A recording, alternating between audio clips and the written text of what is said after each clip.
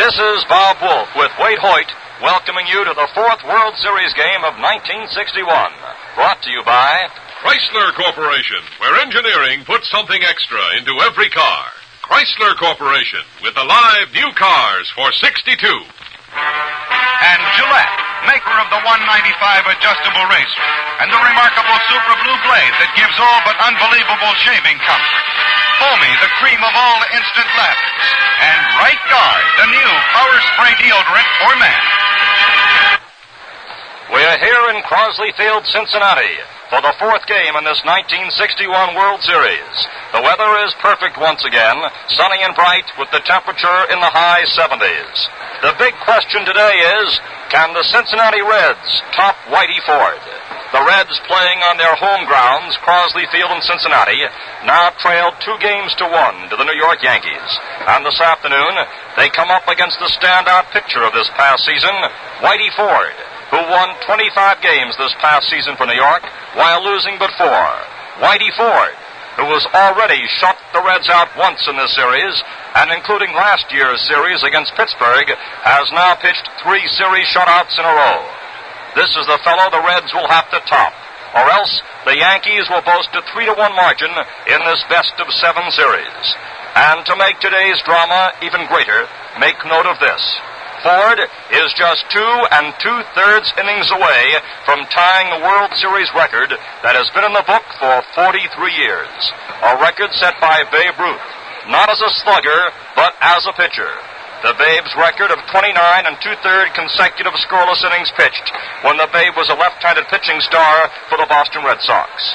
Ford's opponent today, Jim O'Toole, a 19-game regular season winner. The young left-hander who gave the Yankee ace such a fine battle in the opening game of the series in New York. The Yankees took that game 2-0, with both Yankee runs being home runs. One by Howard, one by Skowron. In fact, home runs have been the big factor in the Yankee offense so far in this series. The Yankees have scored but 7 runs total, yet have won 2 out of 3 games, despite being outscored by Cincinnati in total runs. And of those 7 runs, all the New York runs except 1 have been the result of home runs.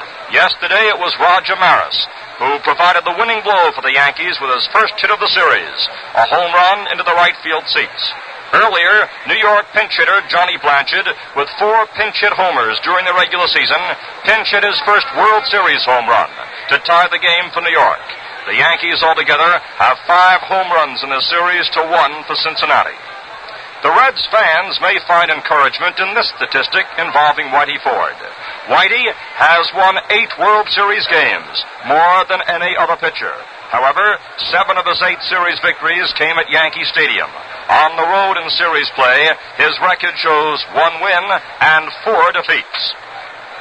And there's one other note regarding Ford that bears watching. On the train ride that the Yankees made from New York to Cincinnati, Whitey came up with a stiff neck. Whitey poo-poos the idea that it will hinder his effectiveness on the mound. And he told me this morning that he felt fine once again. Mantle is feeling considerably better today and put on such an impressive power display in batting practice that he was applauded by the crowd. And on the Cincinnati side, catcher Daryl Johnson, who's been sidelined with a pulled side muscle, is swinging that bat all right again. And he is back in the lineup. And speaking of the lineups, let's take a look at them right now. For the New York Yankees, at second base, leading off, it's Bobby Richardson. Batting second and playing shortstop, Tony Kubek. Batting third, playing right field, Roger Maris. Batting fourth, playing center field, Mickey Mantle. The number 5 hitter doing the catching, Elston Howard. Batting sixth and playing left field, Yogi Berra. Batting seventh and playing first base, Bill Skowron. Batting eighth and playing third base, Cleet Boyer. And batting ninth and pitching, Whitey Ford. Now for the Cincinnati Reds, leading off and playing second base, Elio Chacón. Batting second and playing shortstop, Hettie Casco. Batting third and playing center field, Veda Pinson. Batting fourth and playing right field, Frank Robinson. Batting fifth and playing left field, Wally Post. Batting sixth, playing third base, Gene Freese. Hitting in the seventh spot, playing first base, Gordy Coleman. The catcher, batting eighth, Daryl Johnson. And the pitcher, batting ninth, Jim O'Toole. Mantle, by the way, is also shooting for a Ruth mark. The Babe hit 15 home runs during World Series play. Mantle now has 14. Chrysler has been asked to bring you the following public service message. Communism is waging a constant propaganda assault against the free world. For 11 years, the voice of Radio Free Europe has been America's answer. America's way of bringing the truth to the people behind the Iron Curtain. But Radio Free Europe needs contributions from you in order to continue. Send your truth dollars to Radio Free Europe Fund, Box 1962, Mount Vernon, New York. Support Radio Free Europe, the American people's counter voice to communism. And now the rival managers, Ralph Houck, Freddie Hutchinson, have come out along with the umpires. Augie Donatelli will be at the plate of the National League, Ed Runge of the American League at first, Jocko Conlon of the National League at second, Frank Umont of the American League at third, with Bob Stewart of the American League and Chad Crawford of the National League taking a close look at those foul lines. The dimensions of Crosley Field are worth repeating now as the umpires and the managers go over the starting lineups, because the dimensions may have a decided effect on the play. We saw a good example of that yesterday as pinch hitter Leo Cardenas hit a long drive high up against the scoreboard in left center. The 55-foot scoreboard towers well above the wall, and had the Cardenas drive been over more toward center, it would have been out of the park for a homer to tie the game instead of a two-base hit. It's 328 on the left field line, and starting about 25 feet from the wall, there's an incline rising gradually about 6 feet high. And this is referred to in Cincinnati as the terrace. The wall itself is cement, and it rises 18 feet high. And outfielders have to cope with the sun field, the embankment, and darting rebounds off the wall. And there's a high screen atop the wall. A ball hit into the screen is a home run. The large scoreboard is in left center, and any ball off it is in play. And now the national anthem, sung by Mary O'Brien and Selden Reed.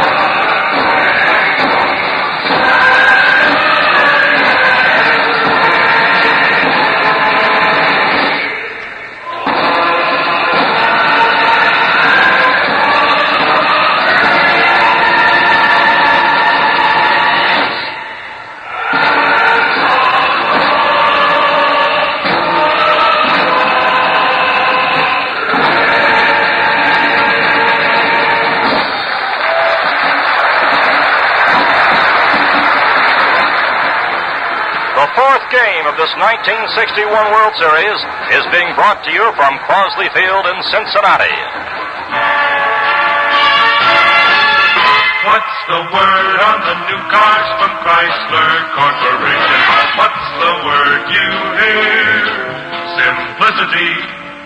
And they're simply beautiful. Looks like it's gonna be a Chrysler year. Listen for the good word from Chrysler Corporation. During the next few innings, you're going to hear some good news about the live new cars for 62. And you're going to hear how you can win one absolutely free 180 new cars are being offered as prizes during October Open House. An open invitation to see the new cars with the excitement of simplicity. That's the word on October Open House. And the word for the cars? Simplicity. And they're simply beautiful. Looks like there's gonna be a Chrysler year. Stay tuned for all the details on the cars and October Open House. This is WGY, WGFM, Schenectady. There's also a slight embankment in center and right, as well as the embankment in left field. The first ball has just been thrown out from Commissioner Ford Frick's box by Bill McKechnie, who managed the 1939 and 1940 Red Pennant winners. And he appeared to have that fine arm still going as he whipped one out. So the opening ceremonies have just been about concluded now. Whitey Ford still continues his warm-up. O'Toole has concluded his. Incidentally, the pitches for tomorrow have been announced. Jay against Cherry. And the Reds are now taking the field. Today, by the way, is the birthday of Wally Moses, the Yankees' first base coach. He's 51. Frankie Crosetti, the third base coach, celebrated his same birthday, 51, on the first game of the series. Bud Daly, who pitched yesterday for New York, was 28. Well, speaking about birthdays, it's certainly a treat for me to bring you the mic one of the greats in baseball. Now going great as a broadcaster, the voice of the Cincinnati Reds, Waite Hoyt. 76 degrees. Thank you, Bob Wolf, and how do you do, everyone?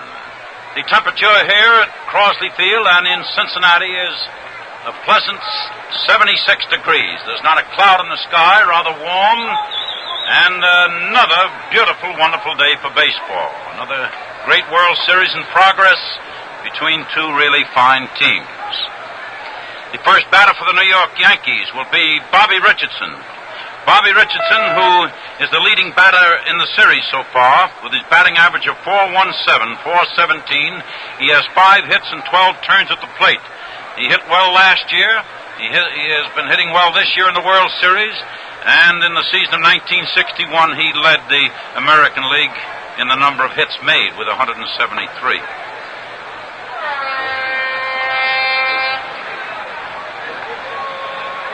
So we're waiting for Bobby to step in. O'Toole, the youngster who pitched such a fine but futile ball game in the first game for the Reds.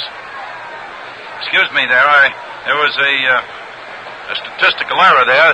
Richardson did not lead the American League in hits. He was 5th in the most number of hits. He led the Yankees in the most number of hits made. But O'Toole is pitching for the Reds, who pitched a beautiful ball game only to lose to a master left-hander in that first game, Whitey Ford. Richardson up there now.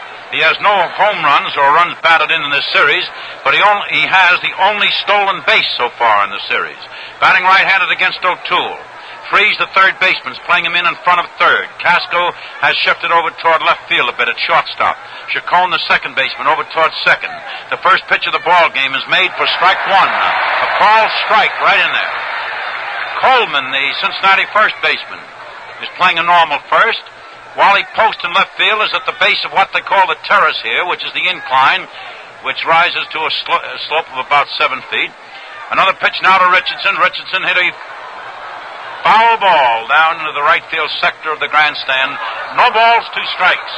Veda Pinson, the center fielder, is playing in a dead line from the home plate, and Robinson is playing a rather shallow right field. The home plate umpires, Augie Donatelli of the National League, Ed Runge of the American League at first, Jocko Conlon of the National League at second, Frank Umont of the American League at third. O'Toole is pitching again. The young left-hander throws. There's a ball hit in the air out to the center fielder, and Pinson is waiting for it. Has it, and Richardson is up and out. 1 away for the Yankees in the first inning. This will bring up Tony Kubek, the very fine shortstop of the New York Yankees. In this series so far, he's been to the plate 11 times with 2 hits. He's batting .182. No homers, no runs batted in. He's a left-handed batter. During the season, he batted .278 with 8 homers and 46 runs batted in. He was second in 2 base hits with 38 during the season. Batting left-handed, takes the bat right on the end, stands in the center of the batter's box. The pitch to him is called a strike. That's a fastball in there on Quebec. A ball's and a strike.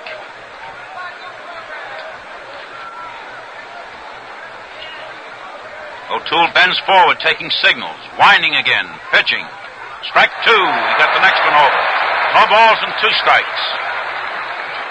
As I said during yesterday's game, they are putting a super highway about 50 feet beyond the center field wall. There are all sorts of construction equipment, of motor equipment over there, including trains, tractors, and everything, cranes, tractors, and everything else. And they're loaded with spectators. The pitch now to Quebec, a little off the plate outside. 1 ball, 2 strikes. So they have quite a complement of fans across the street up on a little hillock over there. 1 ball, 2 strikes on Tony now.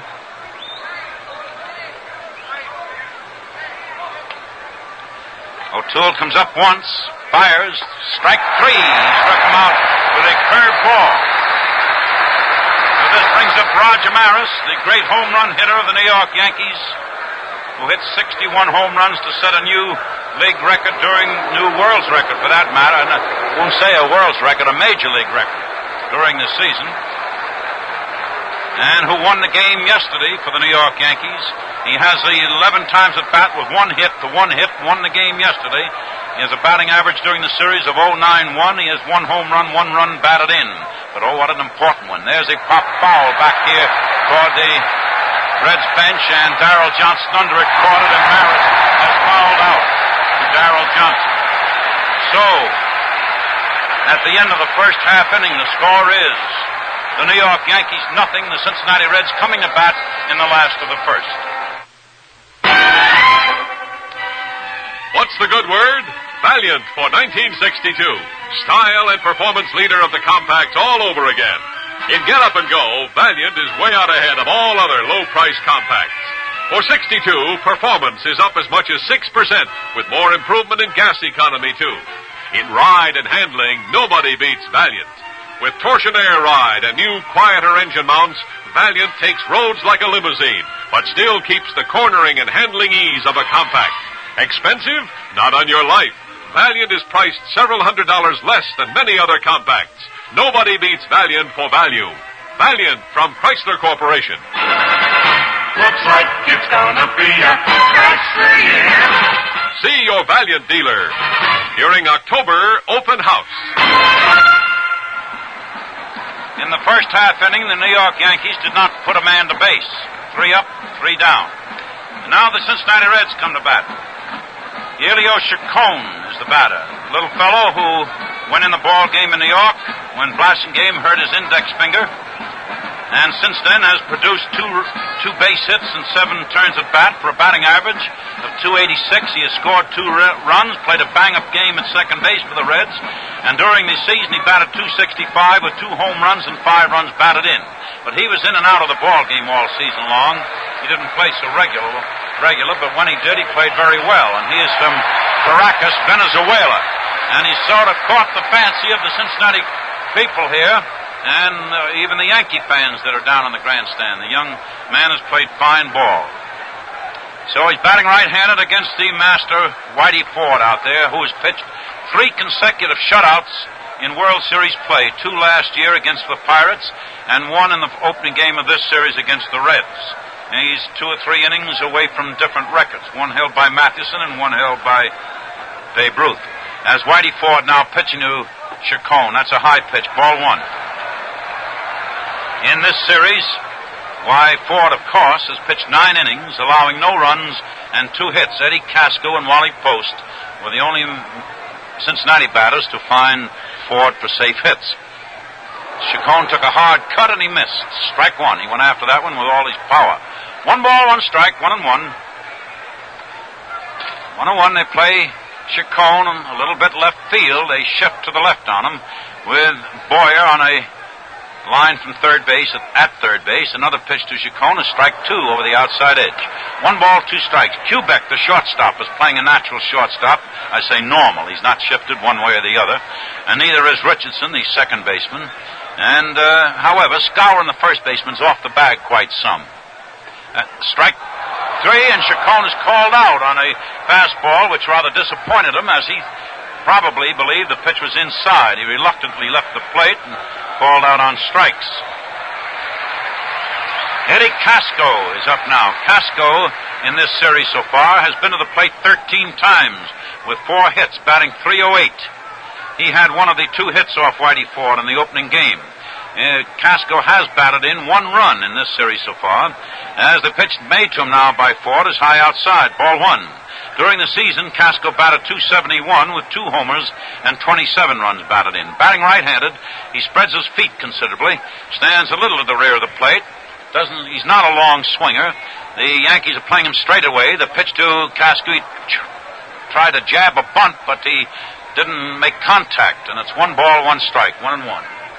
Beautiful day, beautiful World Series weather.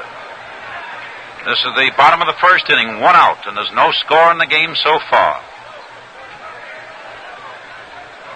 Ford taking his signs. Now he's ready. Comes up once. He pitches. Casco raised a high fly ball in short right center. Maris is on the run coming in. Richardson is going up. Maris caught the ball.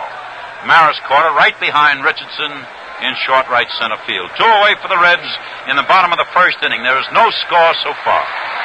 As a matter of fact, no batters have reached base so far. Veda Pinson up now.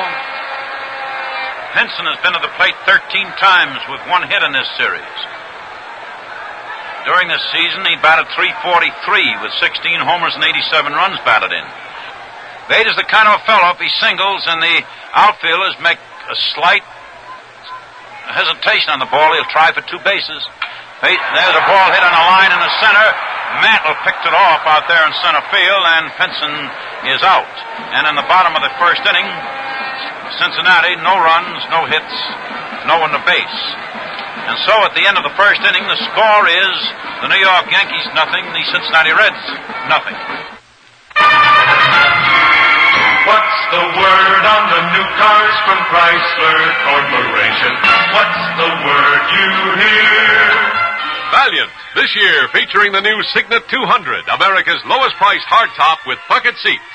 The bucket seats are king-sized, set in a new choice of interiors that are as rugged as they are sporty-looking, right down to the deep pile carpeting. And unlike most low-price compacts, Valiant for $62 offers a full 3-speed automatic transmission. With its performance, comfort, and economy features, plus top resale value, nobody beats Valiant for value in 1962. Valiant from Chrysler Corporation. Looks like it's gonna be a Chrysler year. See your Valiant dealer during October open house. You know, here in Cincinnati, a carnival atmosphere has pervaded this town since, way back in July, and has persisted right through the World Series now. There are 5 bands playing in the grandstand downstairs, sort of, I said yesterday, sort of roving troubadours, you might say, entertaining the spectators at different points throughout the grandstand. And they've certainly put it on as the little Queen City here along the Ohio River awakened in all its glory for this World Series. They really, they have everything down there, everything but a calliope, you might say. And used to have a boat here, you know, and with a calliope on it. But now there's Mickey Mantle to think of down there at the home plate. The great Mickey Mantle, who's been injured the first 2 games of the series, came back yesterday. He's been 4 times at bat, no hits. During the season, of course, batted .317, 128 runs batted in with 54 homers. Now the pitch to Mickey by O'Toole. He batted a ball on the ground. Freeze went off to his left, fielded the ball, the throw to first, and Mantle is out at first. He doesn't run very well. The hip, he had an abscessed hip, you know, and he isn't running well. And, of course, he can fly. He's a really great runner. Freeze threw him out. 1 away for the Yankees in the top of the second inning. There is no score in the game so far. A 0-0 ball game.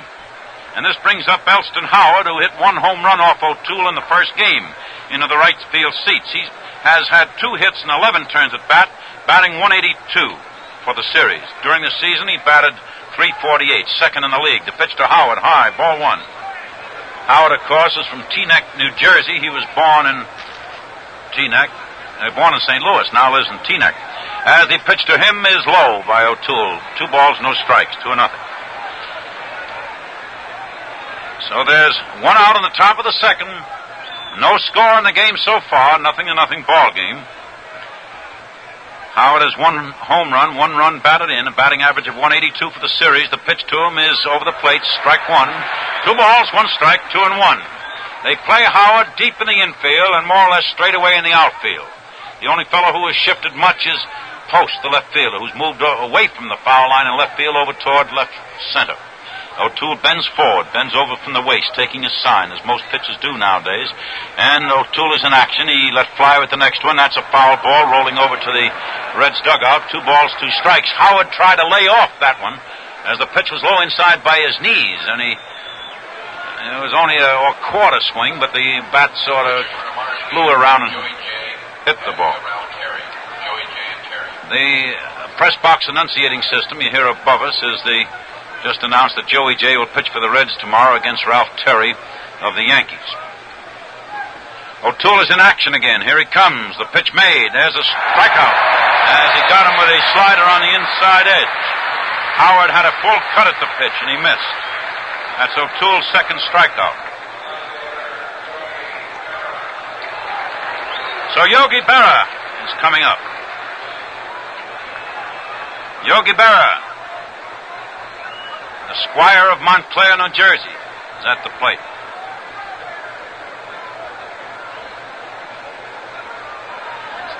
Yogi in this series is batting .333. He's been to the plate 9 times with 3 hits.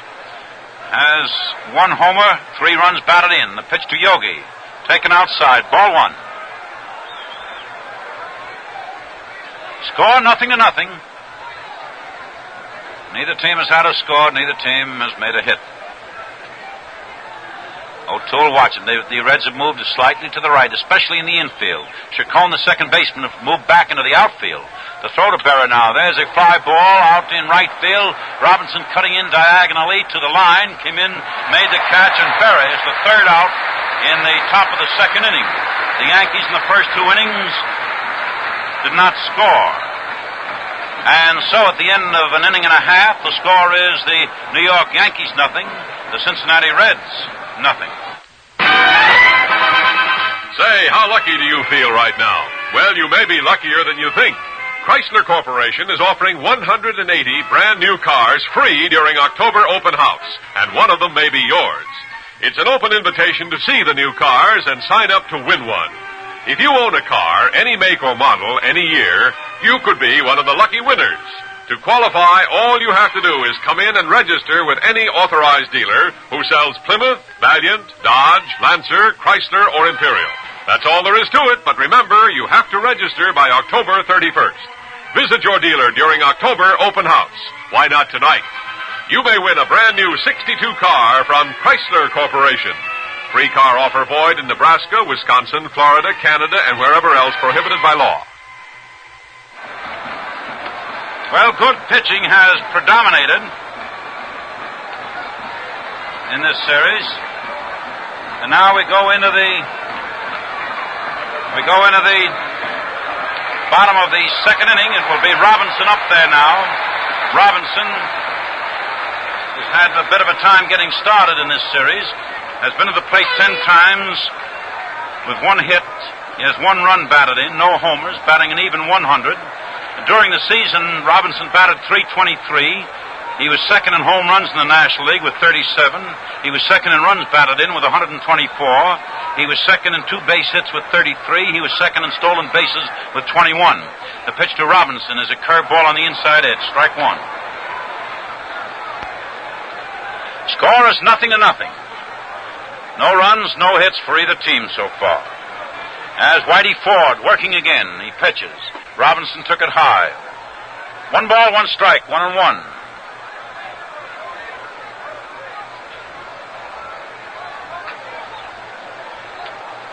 1-1 on Robinson. They play him deep to the left. The Yankees way back. Third baseman Clete Boyer playing a very deep third. Robinson took the curve low. 2 balls and a strike, 2-1. The Yankees are playing Robinson deep to the left. Yogi Berra is at the base of the terrace in left field with Ford now working. Robinson missed, and that's strike 2. 2 balls, 2 strikes, 2-2. Once again, may I explain to the fans that here in Crosley Field, the field itself rises slightly. I'd say to the height of about 7 feet, a gradual slope out all around the outfield. They call that section the terrace. Whitey Ford pitches again. Robinson hit a ball to Clete Boyer at third, who grabbed it, threw to first. Robinson out at first, and there's one away for the Reds in the second inning. Now, may I say that ties a record made by a National League pitcher, not an American League pitcher, a National League pitcher, Christy Mathewson, who in the combined years of 1905 and 1911 pitched 28 and a third innings of consecutive scoreless innings in total World Series play. But Babe Ruth holds the overall record of 29 and two-thirds. The batter is Wally Post. He pitched to Wally. Wally took a curve in there. Strike one call. Now, Wally's been to the plate 11 times this World Series with 3 hits. He's batting .273, no home runs, no runs batted in, and he has 1 2-base hit. In the season, he batted .294 with 20 homers, 57 runs batted in. Post took a high fastball. 1 ball, 1 strike, 1-1. So as they played Robinson, they so played Post. Deep in the infield, way back, Boyer way back. No score in the game so far. 0-0 for each team. Another throw to Post now. Post took a low curve, and that's 2 balls and a strike, 2-1. The right fielder, Roger Maris, gives Post pretty much of the right field line, as the expression goes. Behind Skowron, the first baseman, it's wide open territory down there as Maris is playing Post in right center. Mantle, the center fielder, shifted over a trifle to left center. So Whitey Ford sort of shrugs his shoulders out there, now goes to work. He pitches. Post grounded a foul down there, which Boyer, the third baseman, stopped outside the line. 2 balls and 2 strikes. Ford today is supposed to be pitching with a slight stiffness in his neck, and he complained about a little soreness in his neck. 2-2. Ford is taking a sign from Melston Howard. He's winding, pitching. There's a slow one hit in the air out there in left center, and Yogi Berra is shading his eyes. Has it. Post is the second out on the bottom of the second, and still there is no score. 0-0, and this will bring up Gene Freese. Freese has been hitless in the series so far. He's been to the plate 8 times with no hits. During the season, Freese batted .277 with 26 home runs and 87 runs batted in.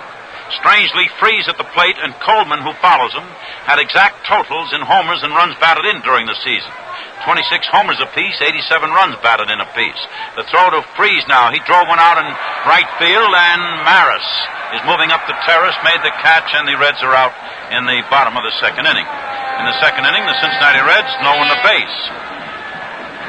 And so, at the end of 2 innings, the score is the New York Yankees 0, the Cincinnati Reds 0. What's the word on the new cars from Chrysler Corporation? What's the word you hear? Plymouth. That's the word today. Plymouth. The beautiful difference in the low price field. It's full size, right size, and completely new for $62. Plymouth's forward flare design is simplicity itself, from the long tapered hood to the sloping rear deck. Inside, some of the richest fabrics and most beautiful appointments ever to grace a low-priced car. Look at Plymouth now, one of the live new cars from Chrysler Corporation. What's the word for Plymouth? Simplicity. And they're simply beautiful. Looks like it's gonna be a Chrysler year. See your Plymouth dealer during October open house. Bill Skowron will lead off in the third inning for the Yankees. Skowron is batting .111. He's been to the plate 9 times with 1 hit, and yet that 1 hit was that was a home run that he hit in the first game of the series. And that was off Oakville. He's had 1 home run and 1 run batted in. We'll go into clubhouse game again to take notes regarding the various questions. Shortly afterwards, we'll send a report back over to So Bill Skowron is at the of Hillsdale, born in Chicago. Batting right-handed. A 0-0 ball game going into the top of the third inning here in the fourth World Series game. This is Waite Hoyt along with Bob Wolf. The pitch to Scour now by O'Toole is high inside. Ball one.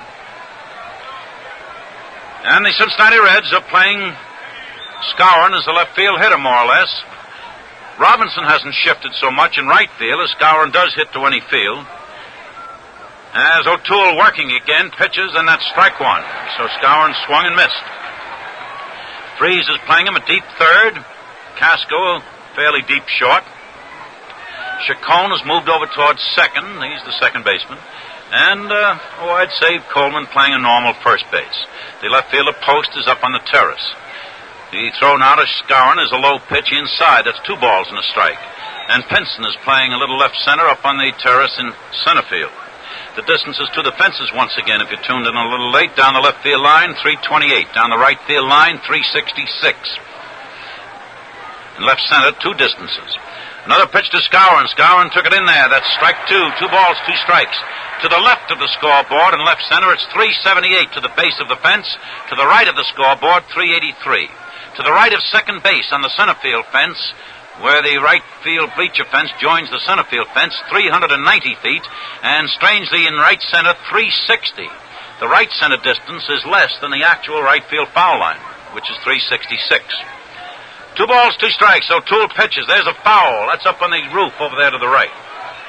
To give you a little picture of what Crosley Field is like during a World Series, during the season, there is no one allowed on the roof of the grandstand. Today, the roof is populated by different types of movie cameras, news cameras, reporters, cameramen, pressmen of all descriptions, and most of them standing.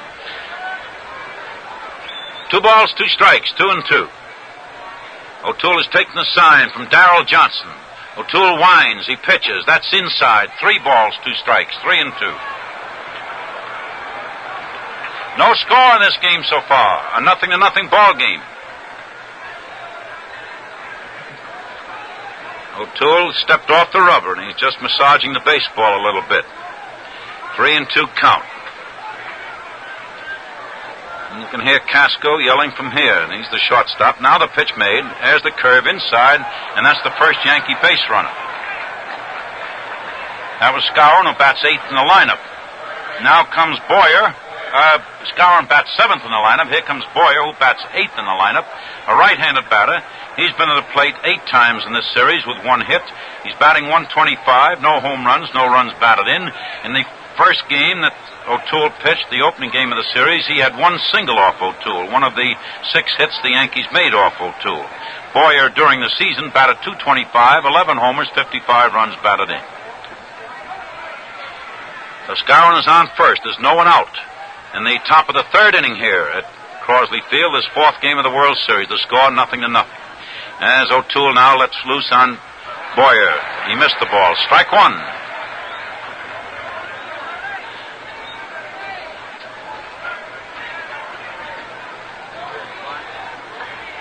No balls and a strike. So O'Toole watches the man on first base, ready to pitch. He does. Ball is hit down at Casco, who shoveled it off to Chacón. 1 out. There's a bad little high throw to first base, and the double play was not consummated. However, just a force out of Scour at second base, Casco to Chacón. This will bring up the pitcher, Whitey Ford. Ford coming out of the Yankee bench. He'll get a nice hand coming to the plate. He's been a great pitcher.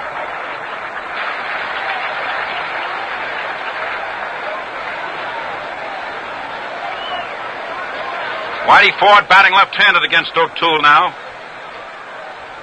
Whitey, during the season, won 25 games. He lost 4. And, of course, in this series, has won 1 and lost none.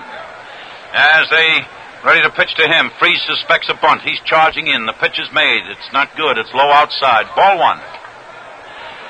So the Reds suspect that Ford is up there to sacrifice. And Coleman and Freeze, the first baseman and third baseman, come charging in. Casco cuts over to cover at second, and Chacón is ready to cut over to first. The outfield is playing a very shallow outfield. Very, very, very shallow, as a matter of fact.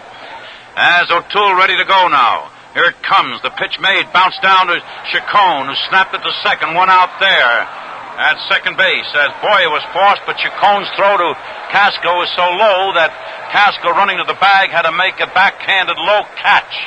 And that, of course, then eliminated the possibility of a DP. However, there are 2 away for the Yankees.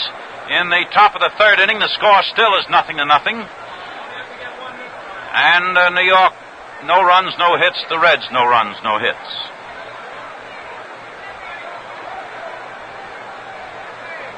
Whitey Ford on first base. The batter is Bobby Richardson.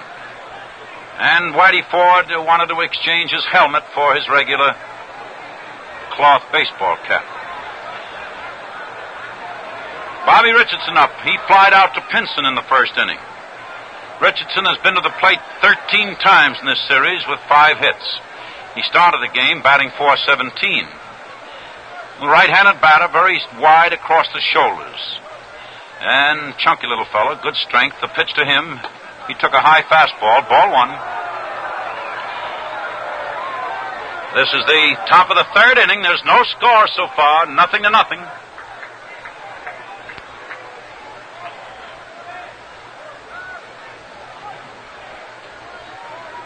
Coleman is playing off the first base bag a little bit behind Ford.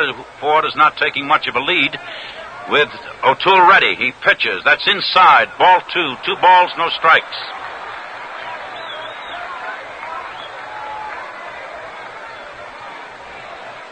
Two or nothing. No score so far in the game. A 0-0 game.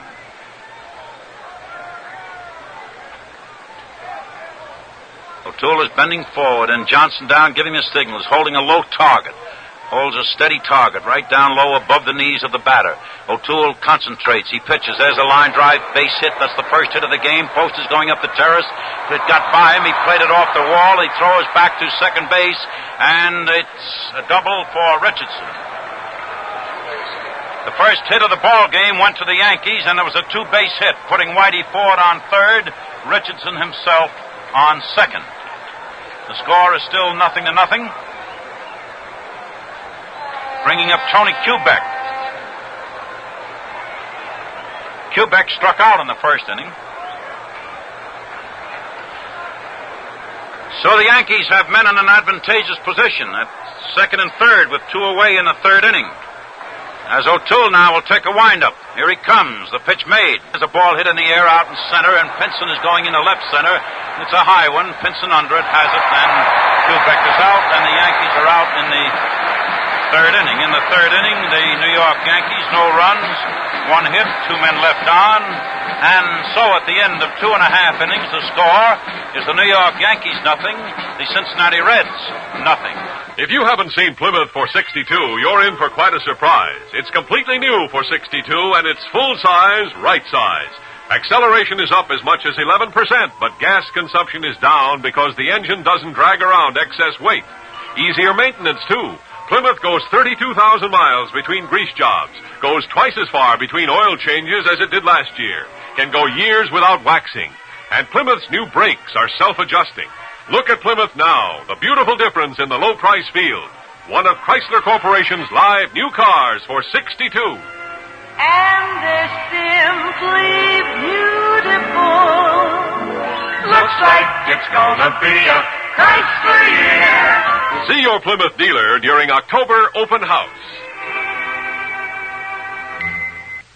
This is WGY, WGFM Schenectady. But they give you a floor show.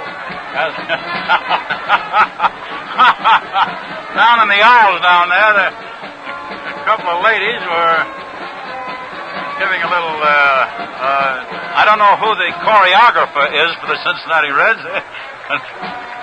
They were giving a little Charleston down there.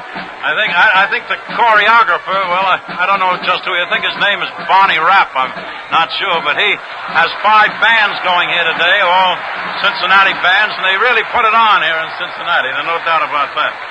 All right, Gordy Coleman up there now. Coleman, batting left-handed, has been to the plate 12 times with 4 hits. He's batting .333. He's the leading Cincinnati batter in the series so far. That is among the regulars. And During the season, he batted .287 with 26 homers, 87 runs batted in. In the series so far, he has 1 home run and 4 runs batted in.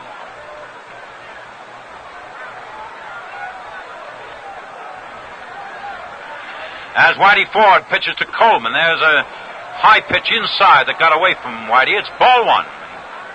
1 ball, no strikes. Coleman at the plate. This could be a history-making inning, this inning. If Ford shuts the Reds out in this inning, he will establish a World Series record. Ford working again now, ready to pitch. He does.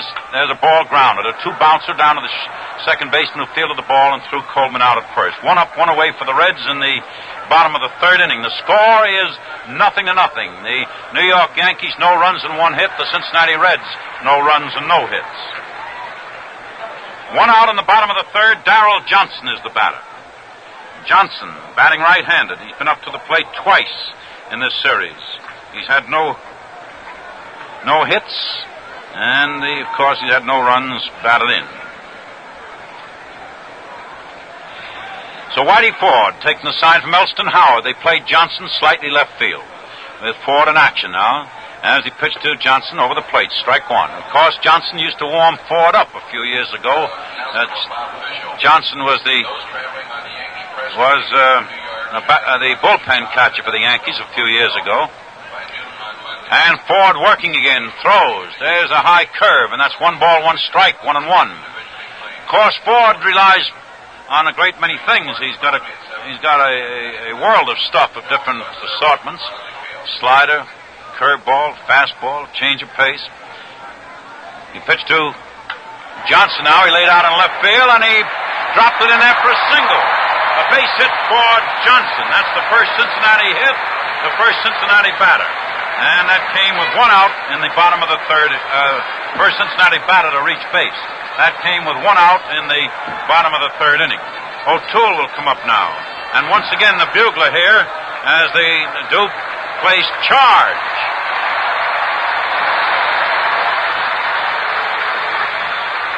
So O'Toole is coming to the plate. No score in the game, a 0-0 ball game. Both teams are fighting for the break. Both teams are anxiously waiting for the open door here, you might say. O'Toole is taking a couple of practice swings outside the batter's box. The 3rd baseman Boyer is playing in now, much in the same manner that Freese played in when Ford was at the plate in that last inning. 1 out now. So Ford ready to pitch to O'Toole. Hesitates, throws. There's a foul bunt that rolled to the backstop. Strike 1. And they score 0-0. 1 out in the bottom of the 3rd inning. No balls and a strike on O'Toole. He's still up there, batting right-handed. You know, earlier this season, he started out as a left-handed batter. He switched. The pitch is to first base, throw is to first. And, of course, Ford has a great pick-off motion, and a darn near fooled Scour in that time, who started in for the plate on the bunt and had to quickly backtrack to get the throw from Ford. No balls, 1 strike. Now the throw to O'Toole. O'Toole bounced the ball down to the shortstop. Slowly the throw is to second base, and Johnson is forced at second base. Quebec to Richardson. And O'Toole is on first base. It was a slow hit ball, and there was no possibility whatsoever of a double play. So O'Toole is on first base, 2 out, the bottom of the 3rd. No score in the game so far, a 0-0 ball game, and Chacón will be the batter after they change the helmet for a cap down there for O'Toole. 2 away for the Reds. O'Toole on first. Chacón up. He took the 3rd strike in the 1st inning. So Elio up there again. And the Yankees are playing him straight away, if anything. Whitey Ford pitches. O'Toole took Chacón took a high curveball for ball 1 as O'Toole quickly got back to the bag. Howard gave him a look down there, but O'Toole wasn't too far off it. Ford works again. Chacón hit a squiver, a ground ball down to the second baseman. Richardson fielded the ball and threw Chacón out at first.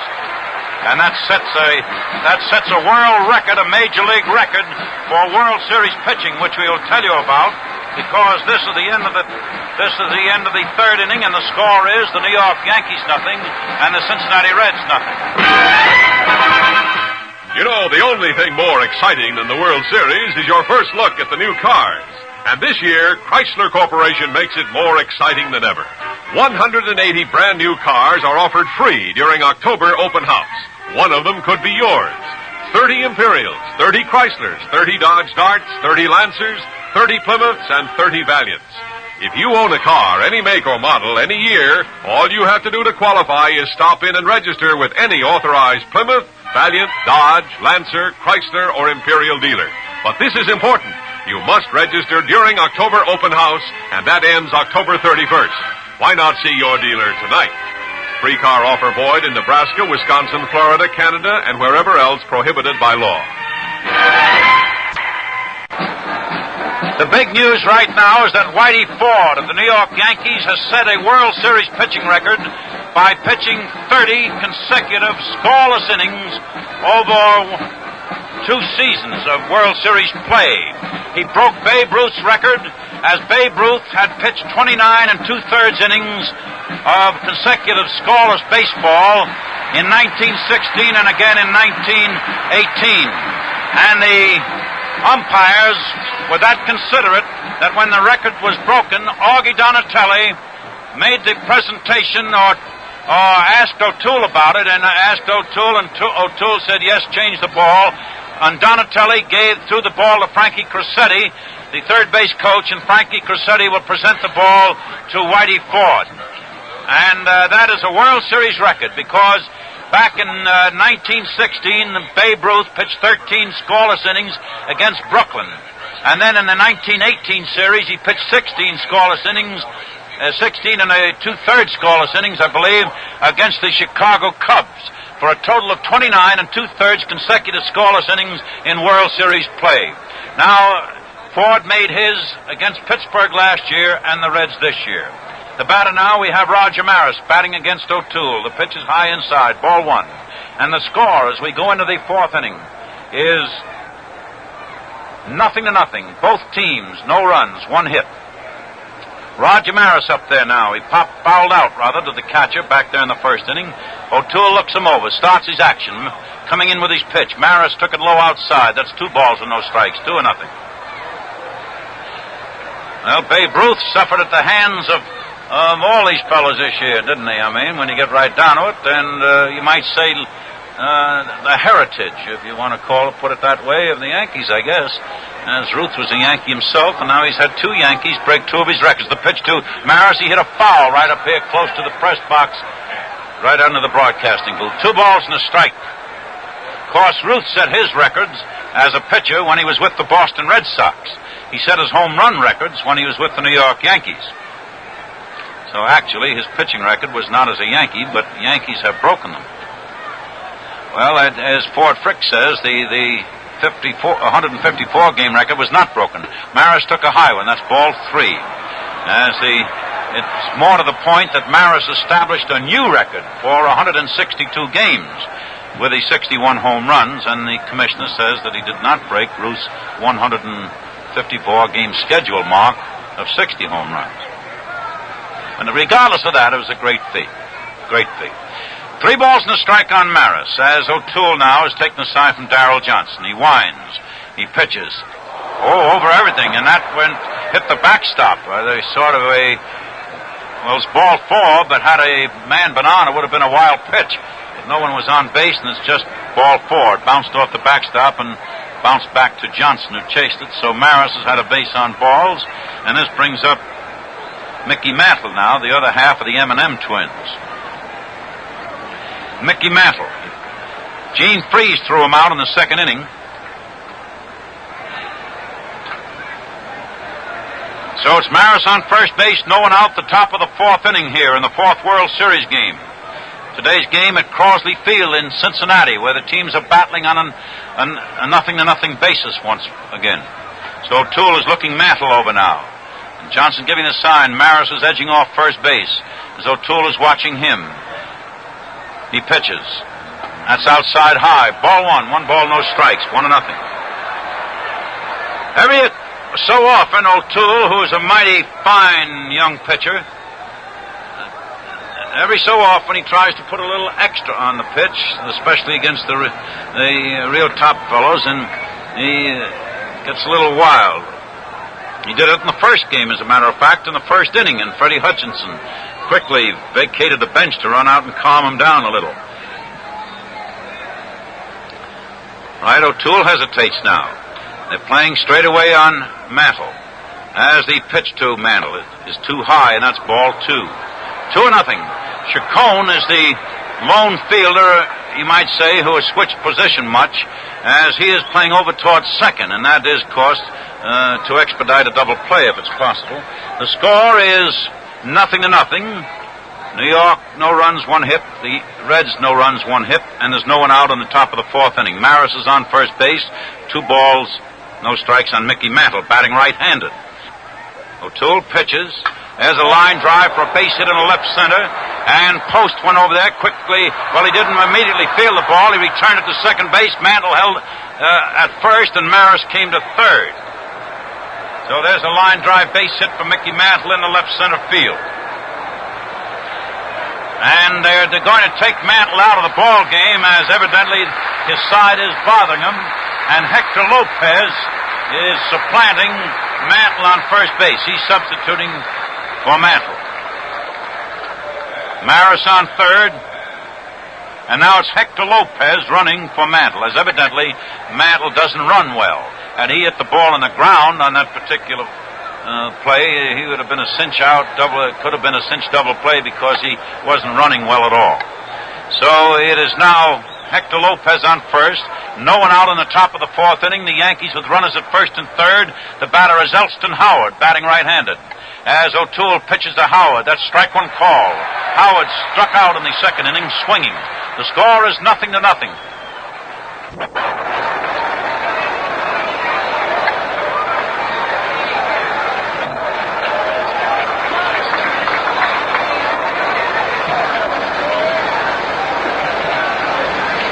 No balls, 1 strike, 0-1.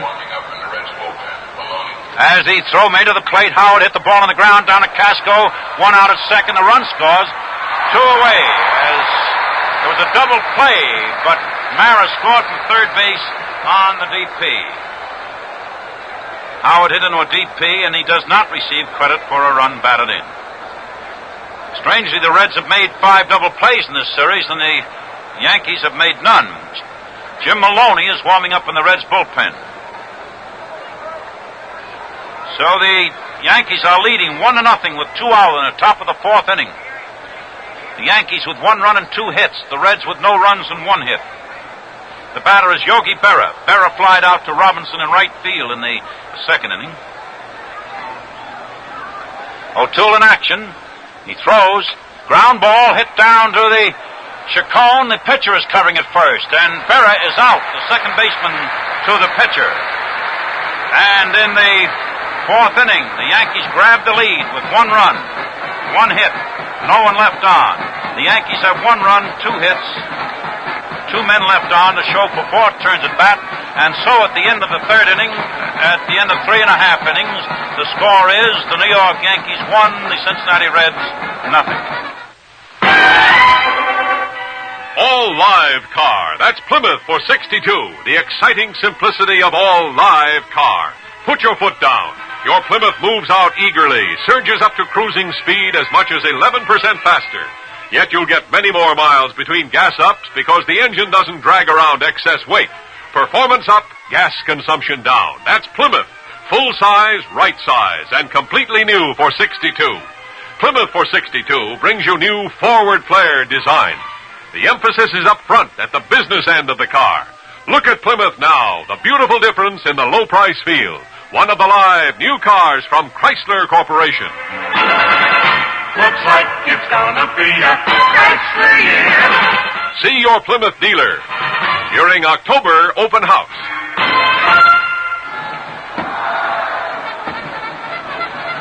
Well, we have a new defensive lineup now for the New York Yankees, as Roger Maris has moved over to play center field. Maris in center, and Hector Lopez has gone to right field. So the outfield will be Berra in left field, Maris in center, Lopez in right. The infield, Boyer at third, Quebec at short, Richardson second, Scourin at first, Ford pitching, and Howard catching. The batter now is Hettie Casco.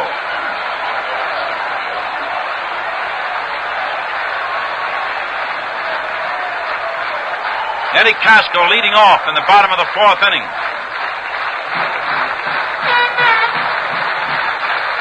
The pitch to Eddie is high, ball one. The first time up, Casco flied out to the right fielder, Maris. We're going into the bottom half of the fourth inning here at Crosley Field with the Yankees leading 1-0 in this fourth game of the World Series. The pitch is there, and that's strike one. 1 ball, 1 strike, 1-1. 1-1 on Casco.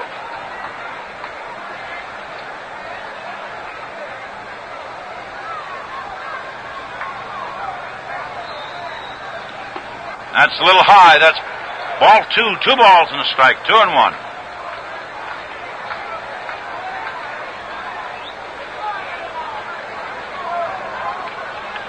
Two and one on Casco. Whitey Ford taking the sign. Here he's winding, pitching. Casco took a cut. He missed, and that's strike 2. 2 balls, 2 strikes. 2-2. That was sort of a slider that broke in on his hands up inside, and Casco tried to chop it in the left field, but he missed the ball. 2-2.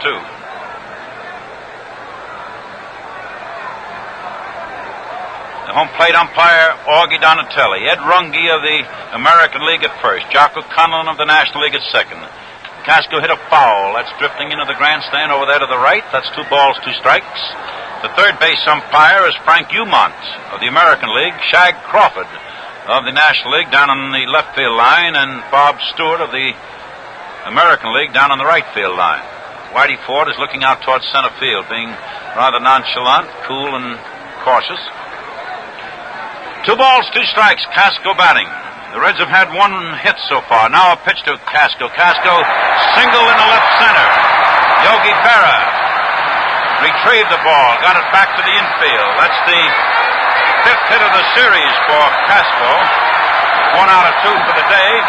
The Cincinnati Reds have a tying run at first base. The Yankees are leading 1-0 with no one out in the bottom of the fourth inning. Beta Pinson up. He lined out to Mickey Mantle in the first inning out in center field. Beta Pinson batting left-handed. As Whitey Ford hesitates, pitches to Pinson. Pinson hit a fly ball out in left field. Yogi Berra going over to the line. Held on to the ball, and there comes Casco coming back to first base as Yogi made a staggering catch going into the left field line down there. It was a fair ball all the way. But Yogi just managed to get to the ball, and Pinson is out. Casco is back on first. Momentarily there, it looked as if it might fall in and that Casco might come around to third. But Yogi made the stab, and Robinson up now. The Yankees are leading 1-0 with 1 out in the bottom of the fourth inning. The batter is Frankie Robinson. Robinson grounded out in the second inning.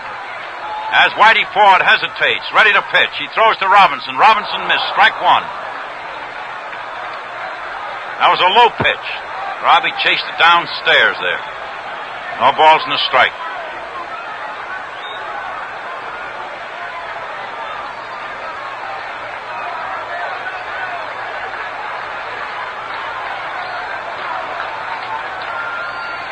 Whitey Ford throws. It hit Robinson on the foot, and he's taking first base. The pitch was inside, and it hit Robinson on the left foot. Casco moved along to second. Robinson is on first. And the Cincinnati fans here are clamoring and stamping and applauding, and they want action. And the hometown fans want action. Wally Post up there now. Wally Post flied out to Berra back in the second inning. The score is the New York Yankees 1 and the Cincinnati Reds 0. 1 man out in the bottom of the fourth inning.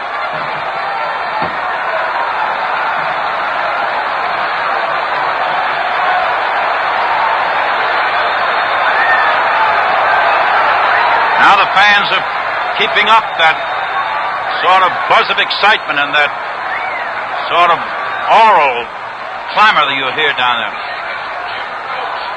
All right, Whitey Ford hesitating. The pitch in there now to post is outside high. Ball one. Jim Coates. Coates. Jim Coates. A right-hander is warming up in the bullpen for the New York Yankees. Coates from Village, Virginia.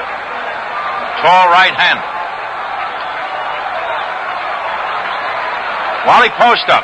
Throw now to Post. He grounded a ball down to the shortstop. One out at second, the throw to first, the double play. As Post hit into a DP. That's the first Yankee double play of the World Series. It went from the shortstop to the second baseman to the first baseman. And in the fourth inning, the Cincinnati Reds, no runs, one hit, and one man left on base. And so at the end of the fourth inning, the score is the New York Yankees 1, the Cincinnati Reds nothing. Don't miss your chance to win a brand new 62 Chrysler Corporation car. Stop in at your dealers now and sign up to win one during October open house. Plymouths, Valiants, Dodge Darts, Lancers, Chryslers, Imperials. 180 brand new cars are offered free, and one of them may be yours. If you own a car, any make or model, any year, all you have to do to qualify is come in, see the complete rules, and register with any authorized dealer who sells Plymouth, Valiant, Dodge, Lancer, Chrysler, or Imperial. That's all there is to it, and you may win one of 180 beautiful 1962 Chrysler Corporation cars. But be sure to register at your dealers by October 31st. You can't win unless you do. Free car offer void in Nebraska, Wisconsin, Florida, Canada, and wherever else prohibited by law. Looks like it's gonna be a Chrysler year.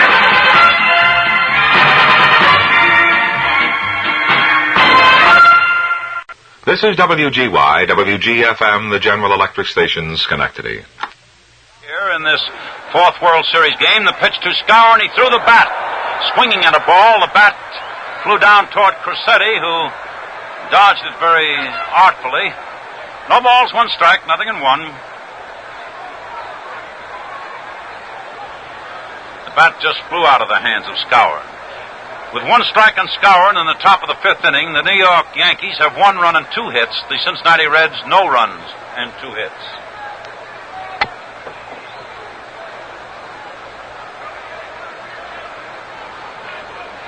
O'Toole bends forward again, taking the signals. The infield's playing deep. The Reds infield way back. One more throw now to Scour, and that's a pitch inside. 1 ball, 1 strike, 1-1. Fifth inning, top of the fifth. Yankees leading 1-0. Freeze at third, Casco at short, Chacón at second, Coleman at first, Post and left, Pinson and right, Pinson in center, Robinson right. Scourin took it low, and that bounced off the catcher's glove. 2 balls and a strike, 2-1. Summer camp, the PA informed us that Richardson had a slight cut on the left foot on the outer part near the ankle, but Robinson slid into him in there. O'Toole pitching and Daryl Johnson catching. Bobby Richardson, the Yankee second baseman, sustained a slight cut on the outer edge of his foot from Robinson sliding in the second. Scourin half swung, and it's called strike 2 as he described sort of a knock with his bat there, and he didn't like the call. He didn't think he swung, but Augie Donatelli quickly assured him that he did. So it's 2 balls, 2 strikes, 2-2. He tried to hold back on the swing, and he wasn't successful. 2-2 on Scourin.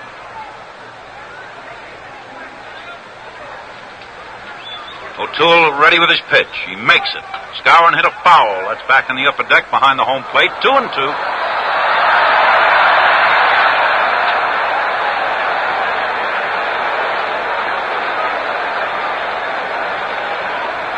Two and two on Bill. There's no score in this inning yet. This is the first man up. The Yankees leading the Reds 1-0. First man up in the fifth. O'Toole now drawing a bead on the glove of Johnson. He pitches. Just got it outside. Just off the plate. 2 balls, 2 strikes. 2-2. 3 balls, 2 strikes. 3-2. So the Reds infield is backing up a pace or 2.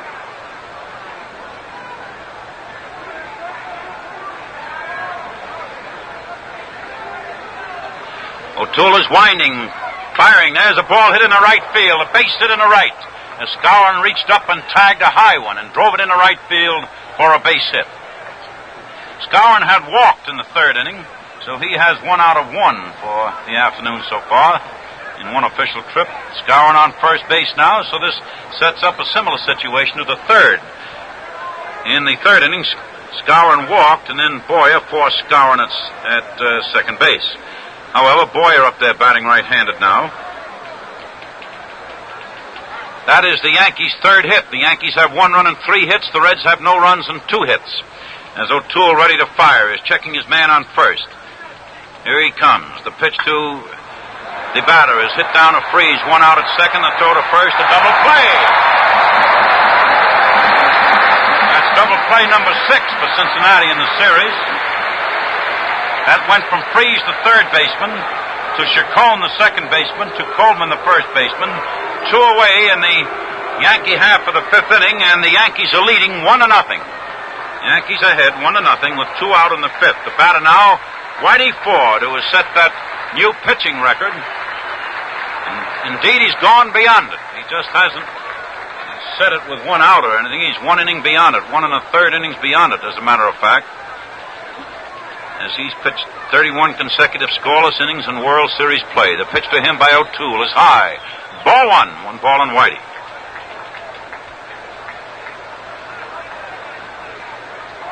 One 0. Freeze is in on him a bit. The left field, the post is playing shallow. Pinson, the center field, are playing shallow. The right side of the infield playing deep. Another pitch to Whitey. Strike 1. 1 ball, 1 strike, 1-1. O'Toole, when he winds, he just comes up once. He kicks that right leg fairly high, about waist high, and does a sort of a little pivot to the left, just before he pitches. Here he comes. That's inside. That's 2 balls and a strike, 2-1 on Ford. Up at the plate. 2 out. In the top of the 5th inning in the 4th World Series game, the Yankees are leading in this game 1-0.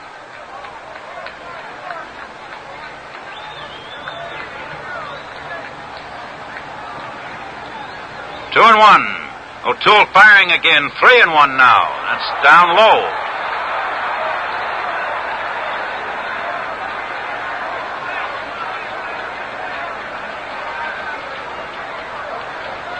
So the pitcher, Ford, has the Cincinnati pitcher in a hole. 3-1.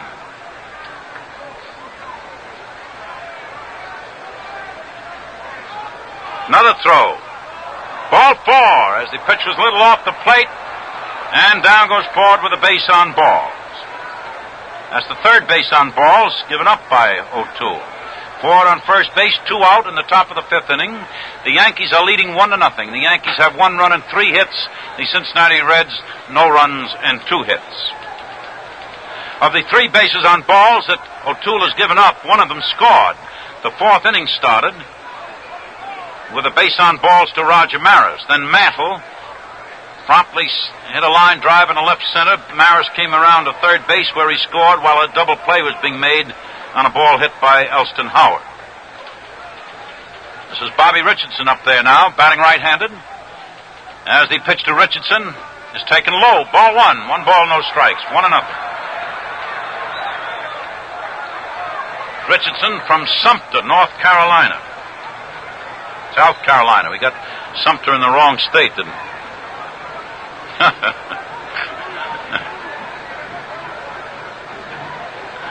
Well, Johnson has taken the opportunity to go out and talk to O'Toole now and sort of smooth him down a little bit.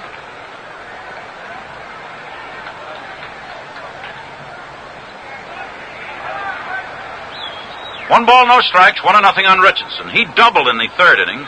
He flied out to center in the first, and then he doubled in the third. O'Toole hesitating, checking Ford on first base. He pitches. Ball is hit in the ground for a base hit in the center. Ford is just loping in the second. He's not running very hard. That's a base hit in the center. This will bring up Tony Kubek with 2 out on the 5th and runners at first and second. That's another hit for Richardson. That's the 7th. That's the 7th World Series hit.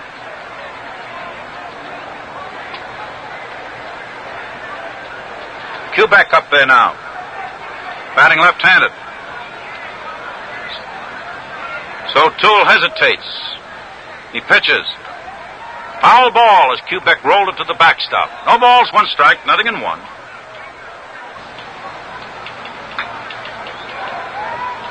No balls and a strike on Kubek. He struck out in the first. He flied out to center in the third. O'Toole ready. He pitches. Strike 2. That was a call strike right on the outside edge. Caught the outside edge with his slider, I believe. Although it's a little hard to tell. You see, O'Toole throws a fastball lots of times that has the appearance of a slider. His fastball doesn't go exactly straight. It sort of moves a little bit. Right-handed batters will tell you that a great deal. Sometimes they mistake his fastball for a slider. No balls, 2 strikes, nothing in 2. O'Toole hesitating now. Here he comes. He pitches. No good outside. That was the curveball. 1 ball, 2 strikes.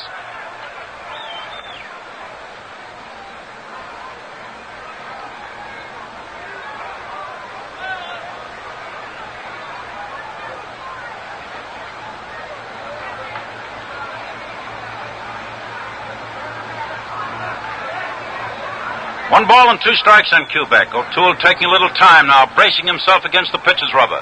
Checks his runners. He pitches. There's a ball hit out in right center, and it's in there for a base hit. The throw is in toward home plate. A run is scoring as Kubek. There's a throw to second base as Kubek went to second. Continued on to second. A sort of a fly ball base hit into right center field. And Ford has scored from second base, and that puts the Yankees out in front 2-0. Kubek went to second on the throw by Pinson to the home plate. The 2 strikes on Kubek when he singled. And now the Yankees are leading 2-0. Ford scored. Richardson came around to third base. And Kubek went to second on the throw-in. So the Yankees have runners at second and third with 2 men out in the top of the 5th inning, and the Yankees are leading 2-0, and Roger Maris is the batter. Batting left-handed. He fouled out in the first, and he walked in the 4th. As O'Toole fires, the strike 1 called. Jim Maloney warming up in the bullpen.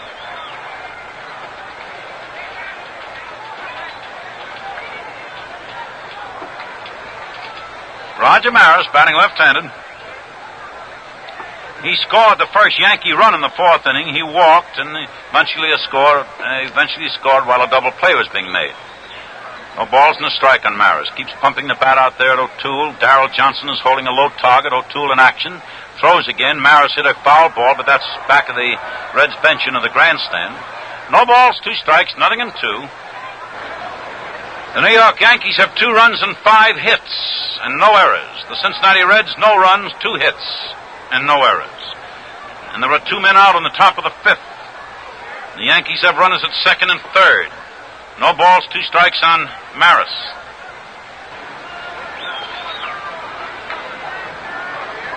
So O'Toole takes the signal now. He pitches a little high. That's 1 ball, 2 strikes, 1 and 2. Maloney is warming up down in the bullpen, Jim Maloney. And you see O'Toole is scheduled to bat 4th in the next inning. And if it gets down that to O'Toole, why, there may be a pinch hitter with the score standing as it is at the present time against the Cincinnati Reds. The Yankees are leading 2-0, and they have runners at second and third with 2 out. As O'Toole hesitates now, he's aiming at the glove of Johnson. The pitch is hit out in right field, a high one, and Robinson is moving up the terrace. Under it, has it, and Maris is out. And so the Yankees added another run in the 5th inning on 3 hits, 1 run, 3 hits, and 2 men left on. They have 2 runs, 5 hits, 4 men left on in 5 innings. And so, at the end of 4.5 innings, the score is the New York Yankees 2 and the Cincinnati Reds nothing. And right here, I would like to present to you my very esteemed colleague, Bob Wolf, is so well regarded as the broadcaster for the Minnesota Twins. Thank you, Wade Hoyt. The first half of today's game was brought to you by the Chrysler Corporation. The second half of this game is being brought to you by the Gillette Safety Razor Company. It can't happen today, but the last time the Yanks were here, this was the wrap-up game. The highlights of that 1939 series are on pages 37 and 38 of the World Series Encyclopedia. This great book is a Gillette exclusive, and it's yours free with the Gillette adjustable razor set at the regular price of $1.95. It has line scores of every series game, game-by-game highlights, lifetime statistics of every series player, lots more, and it's free with the Gillette adjustable razor. The adjustable, you know, is the razor you dial to one of 9 settings that's just right for your skin and beard. With it comes a dispenser of those remarkable super blue blades for all but unbelievable shaving comfort. Get the whole deal for only $1.95. The Gillette adjustable super blue blades and your free pocket World Series Encyclopedia. For today's game, fourth game.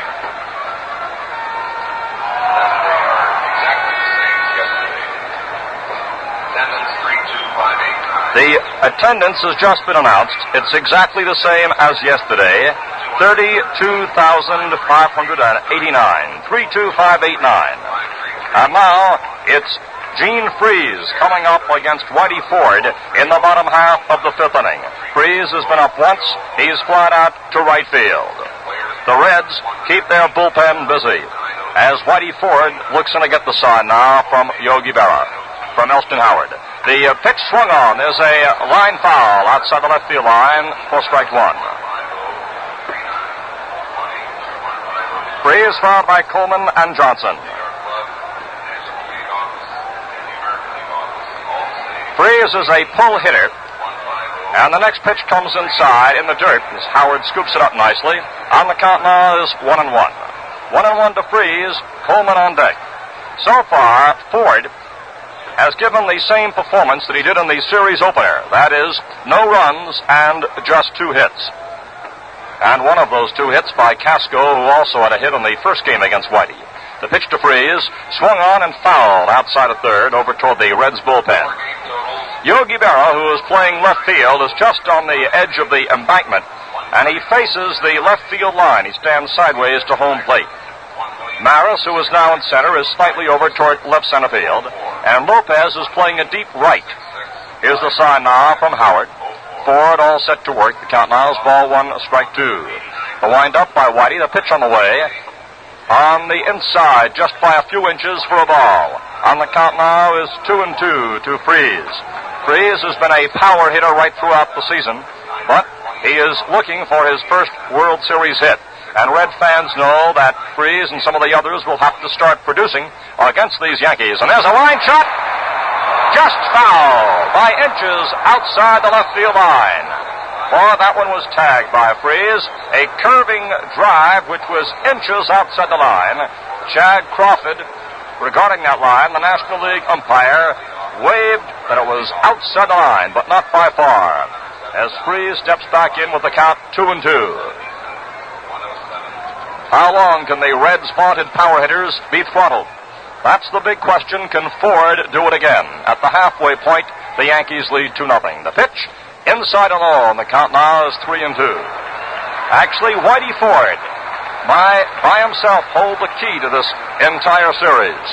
Ford with just superlative pitching, demonstrated by the series records that he has already broken, has been the master. Can he be solved? This is the problem that the Reds have to combat. Up to this point, they have not been able to do so. Here's Freese now at the count 3-2. Whitey winds. The pitch on the way. Swung on. It's a long drive going foul again. And this one into the netting about 20 feet outside the foul pole. As Freese, a pronounced pull hitter, is taking dead aim on that left field line. But the last couple have now been pulled foul. And the crowd here has come to life in Cincinnati as Freese leads off the bottom half of the 5th inning against the Yankee pitching master. Ford looks in to get the sign from Elston Howard, the versatile catcher of New York. The windup by Whitey. The pitch on the way. Foul back against the screen this time. And the count continues at 3-2 to Gene Freese. The Reds, 2 hits so far against Ford have been singles by Daryl Johnson, returned to the lineup after being out with a pulled muscle, on by Hettie Casco, who was setting a pretty torrid pace himself in the offensive department and defensively in this World Series play. 3-2 pitch coming up now. The sign from Howard. Ford takes a little more time. Freeze has been swinging a hot bat. Here comes the pitch, and it is swung on. There's another long foul. And this one is way out there and left into the screen. Oh, more than 70 feet or so outside the foul pole. As Gene Freeze is putting on quite a batting demonstration, but they're being fouled off.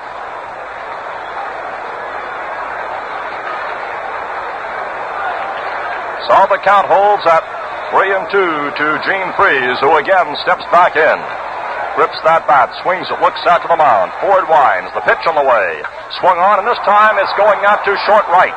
Back goes Richardson, in comes Lopez. Lopez calls, and he's got it. So Freeze, after fouling him continually outside the left field line, finally flies out to right field, and he gets fine hand as he comes back into the bench. And now it's Brosnan and Maloney, both warming up for the Reds. Both right-handers. As Gordy Coleman, who is 0 for 1, he's grounded out, steps up with one away in the bottom half of the fifth inning. Ford looks around at his defensive alignment, first to his right, then to his left. Now he's all set to work on Coleman with one away in the bottom of the fifth. The windup by Ford. The pitch on the way is a fastball called strike. And they'll tell you that Ford is sneaky fast. That's the baseball parlance. You just can't believe that pitch is on you when it is. That, plus his great curves and the ability to hit the corners, plus his all-around pitching savvy, makes Ford as tough as you can get. The pitch is swung on. There's a ground ball going out to Kubek. He's up with the throw to first base. Ball the out, and Coleman is out number 2. 2 away in the bottom half of the fifth inning. The batter coming up now is Daryl Johnson, who solved a Ford pitch in the third inning for the first Cincinnati hit, a single to left. 2 down, there is nobody on for the Reds as Daryl Johnson steps in. Started out this year as a coach elsewhere, finally came back to the active playing ranks and has done a fine job for the Reds. First pitch is low and inside. Count now is ball 1 to Daryl Johnson. 2 down, bottom of the fifth inning. Another fine pitching duel this afternoon, the same as we witnessed in the opening game of the series between Ford and O'Toole. Yanks lead by a 2-0 score. The pitch coming up to Johnson is a curve over for a called strike, and Johnson sent a lean toward that one, then held back as the ball broke over the outside corner. Augie Donatelli calling the balls and strikes. Count is 1-1 to Daryl Johnson. Slender right-handed batter. Ford gets the side from Howard. The southpaw starts the windup.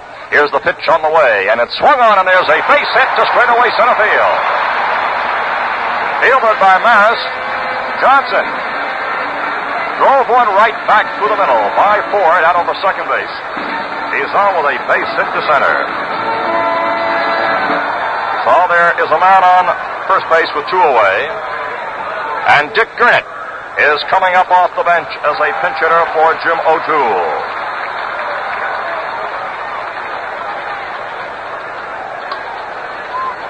Dick Gurnett is stepping up as a pinch hitter. He'll bat for Jim O'Toole.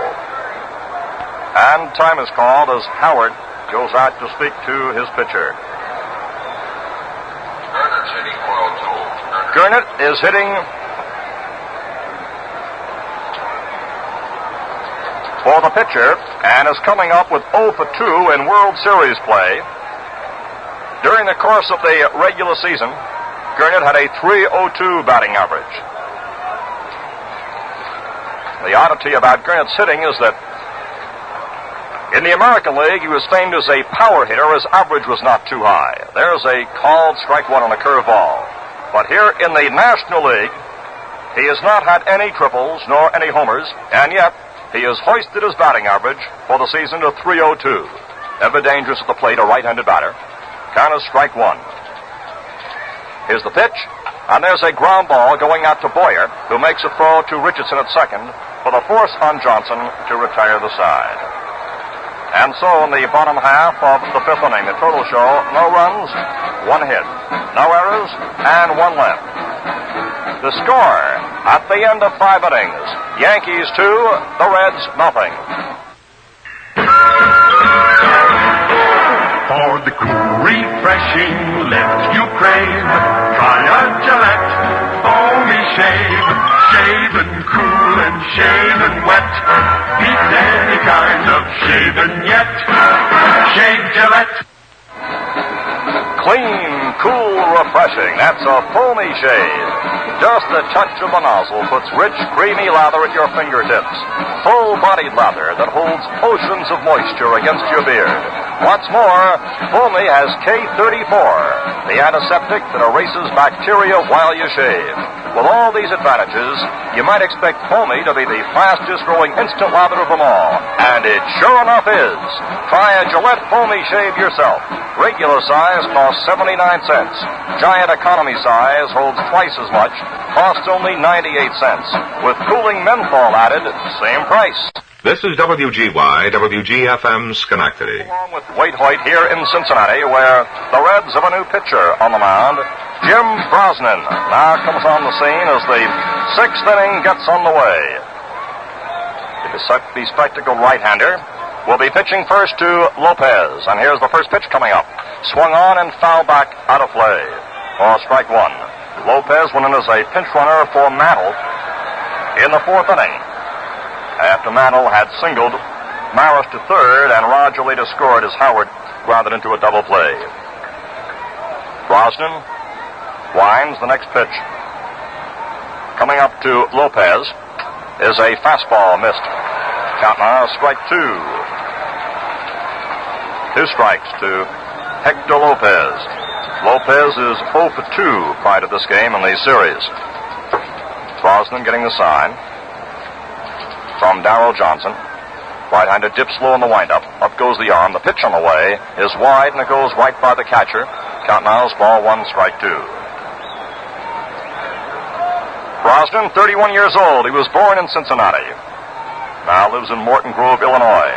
He's a tall 6'4", 211 pounds, right-hander, who this past season had a 10-4 record. The pitch swung on. There's a foul going off to the right, going toward the seats. 1-2. Jim has won fame not only for his pitching, but by being an author. Lopez, right-handed batter, waits. Count is 1-2. Here's the next pitch on the way. And it is high as Lopez started to move for it. Held back on the swing. The count now is 2-2. Score of the ball game. The Yankees 2 and the Reds nothing. This is the start of the 6th inning. Ready now for that 2-2 pitch to Lopez. Here it comes. Strike called. And Lopez is out on a strikeout. So there's one away in the top of the 6th. And the batter is Elston Howard, who is 0 for 2. Jim is married to a pitcher. Wife is Ann Pitcher. That was her maiden name. Here now is Howard up there. He is struck out, grounded into a twin killing. Pitch from Brosnan.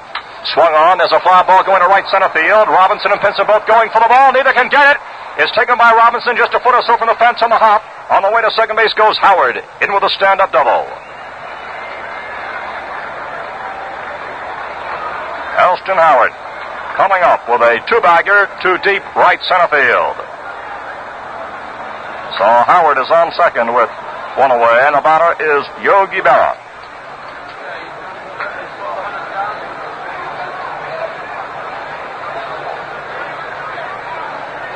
Yogi Berra steps up, and he'll draw an intentional walk. There's ball 1 wide. So they're walking the vaunted left-hander to bring up the right-handed batting, Bill Skowron. With one away, Howard is on second. The walk is coming up to Yogi Berra. Ball 3 is wide. And there's ball 4. As Berra now moves to first base. That brings up Skowron, who has walked and singled to right field. That's the 4th walk that the Yankees have been accorded this afternoon. This one was an intentional one. And Skowron, who is a very tough man to defense because he can hit that ball to all fields with his strong wrist power, steps up, and the outfield is playing him straight away. Infield a double play depth. The pitch, foul back for strike one. Elston Howard is on second. Yogi Berra is on first base, and there's one out. We're in the top of the sixth inning. The score, the Yankees 2, the Reds nothing. There have been 6 hits so far for New York, 3 for Cincinnati. Casco, Chacón at double play depth. As Brosnan takes the stretch on the pause. Here's the pitch. Skowron swings, dribbles one along the third base line. Freeze is coming in fast, scoops up with a bare hand, throws to first too late. Skowron is safe on an infield hit. A top ball inside the third base line, and Freeze came in, scooped it up beautifully with his bare hand, threw in almost the same motion. Skowron beat it for an infield hit. And the bases are loaded. As Howard is now at third, Yogi Berra is now at second. Skowron is at first base. He's had 2 for 2 this afternoon, plus a walk. And that brings up Clete Boyer, who's been a defensive standout in the series. And the Reds bullpen brigade again jumps into action as Boyer steps in. The pitch is fouled back behind home plate. And the count now is strike one. Boyer's 0 for 2. This is Brosnan's second relief appearance in this series. The pitch is low, and the count now is 1-1. He followed Jim O'Toole in relief in the first game of the series. Maloney and Henry warming up. Warming up for the Reds, Maloney and Henry. Here's the pitch. Swung on, there's a line drive to left field. It is in there for a base hit. Rolling up against the wall. Post plays the carom as it hops back off the wall. Coming in to score, Howard. Coming in to score is Yogi Berra. Bill Skowron is in at third base. And Boyer is in at second with a double. A shot which hopped along and bounded up against that left field wall. So Clete Boyer comes up with a big hit for New York with the bases loaded. And the Yankees right now have Skowron on third, Boyer on second. The batter is Whitey Ford. The infield comes in. And there's a foul back to the side. The Yankees now lead by a score of 4-0, with 2 runs having come across here in this sixth inning. As the Yankees are staging an uprising here, there is just 1 out. The infield is drawn tight for Ford. Here's the windup by Brosnan. The pitch is fouled, and Ford goes right down to the ground on that one and comes up limping a bit. Looked like that ball came down and hit him on the foot. Whitey picks up the bat. Apparently just stung him for the moment. Now he steps outside of the batter's box. Johnson gets the ball back to Brosnan at the mound. Score of the ball game is 4-0 New York. The infield drawn in. Skowron on third. Boyer is on second. Ford steps back in. 2 strikes the count. Brosnan all set to work. Now the 2-strike pitch coming up. And there's a ground ball which is just fair, taken by Coleman.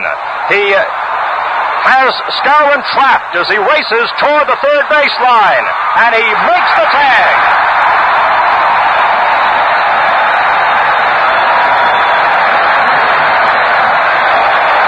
Coleman touched first base, then went over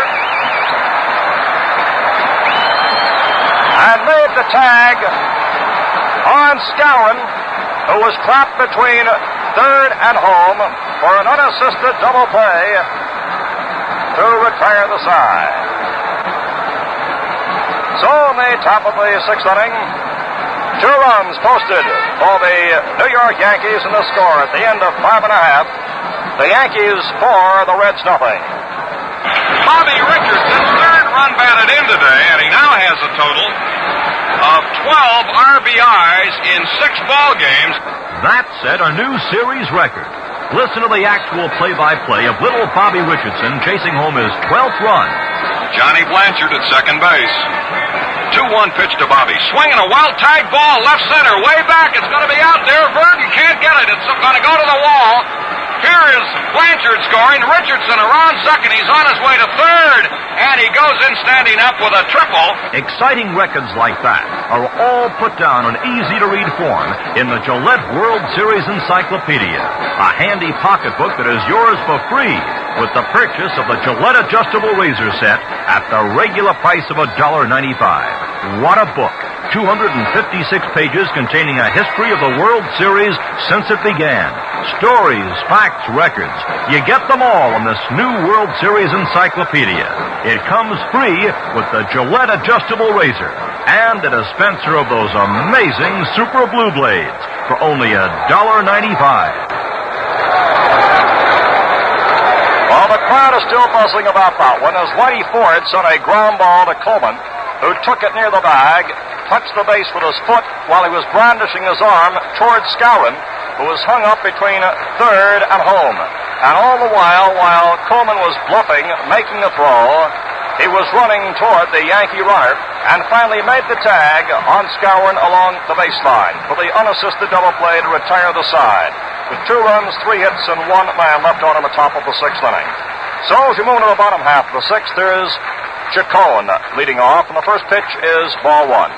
New York leads by a score of 4-0. Chacón is 0 for 2 against Whitey Ford. Here's the pitch, and it's a called strike on the outside corner. The count now is 1-1. To be followed by Casco and Pinson. So far, just 3 hits against Whitey Ford. 1-1, the count to Chacón. The leadoff batter for the Reds. Ford starts the windup. Here's the pitch on the way. It's swung on. There's a line drive, which is foul by 3 feet or so outside the left field line and about halfway out to the wall. Elston Howard hustles out to speak to Whitey Ford.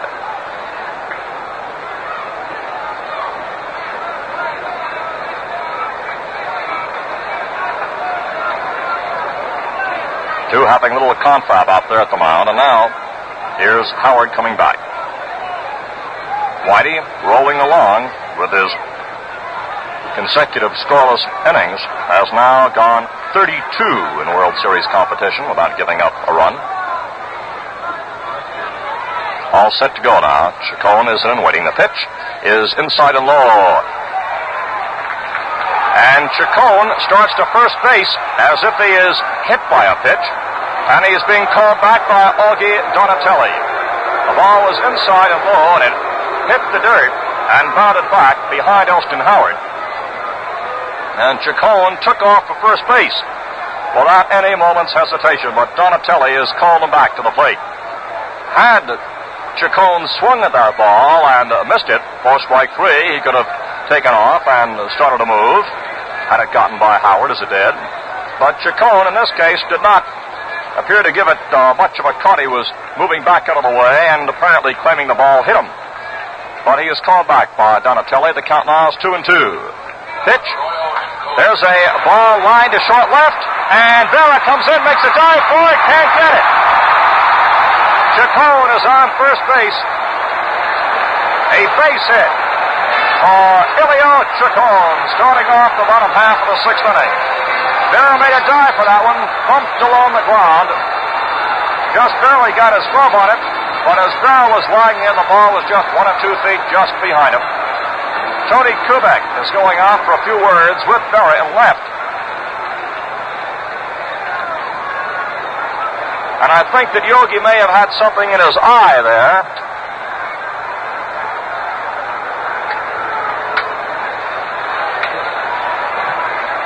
Trainer Doc March is going out for a closer look at Berra. Berra came in diving for that ball, which, as it came up on that ground there, as Yogi barely got his glove on it, may have hit him right there in the forehead, or it's possible that Yogi, when he hit the ground, may have hit his head at that point of impact. At any rate, he's being administered to by the trainer on his head. And I see now that there is a cut, which is almost in the center of his forehead, just above the nose area, and just over his right eye. And apparently the sunglasses that Yogi is wearing might have been pressed there and inflicted that cut. It's bleeding just slightly as we look down through the glasses here in our broadcast booth. And the Yankee trainer, Doc March, is out taking a look at it. He is down there with Yogi. They're standing in the infield dirt. Yogi is surrounded by three of the other Yankee players. Now Ralph Houck is going out to the scene.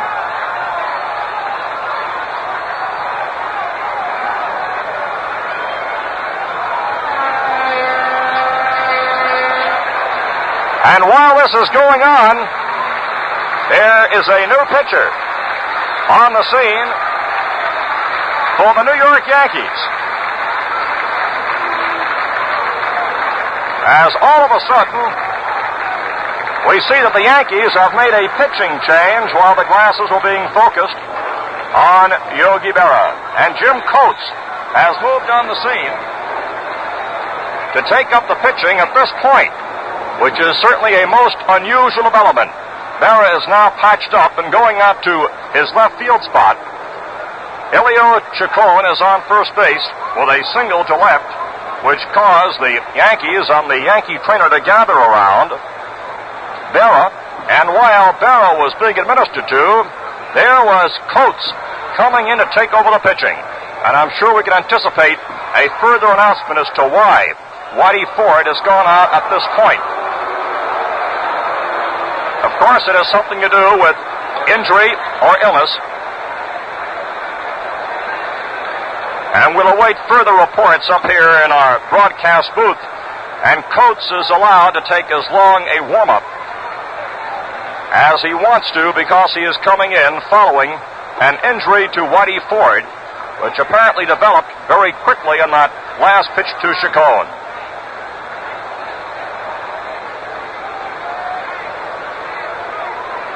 It appears on the first report that Whitey injured his elbow on that last pitch. But with this very unusual development taking place here in the bottom half of the sixth inning with nobody out, we'll be getting further reports undoubtedly. At any rate, on one play here, we have had two injuries, with Berra getting injured in left, apparently all right, but Ford having to leave the ball game, and Jim Coates, who is a right-hander, is taking an extended warm-up and is now all set to work. It's possible that when Ford was at the plate, you may recall in the bottom of the sixth, he hit him to an unassisted double play to end the inning, that he may have injured himself in some way on the swing, but we'll have to wait the official report.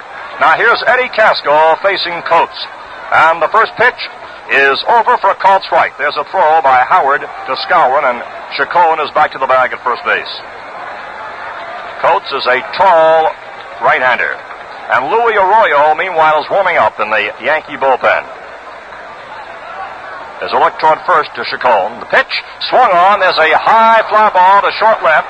Berra comes in, looking up in the sun for it, and has it. Casco is out.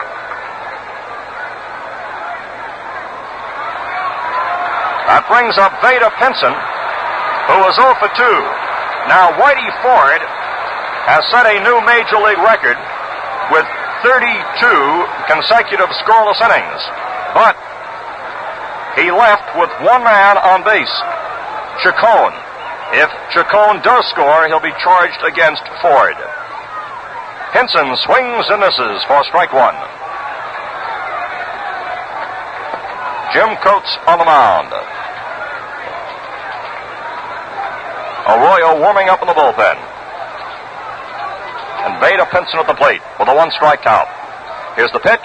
Pinson swings. There's a grounder going out to Skowron. He goes back, touches the bag for the out. As on the play, Chacón moves to second base. And that brings up Frank Robinson, who is 0 for 1 and has been hit by a pitch.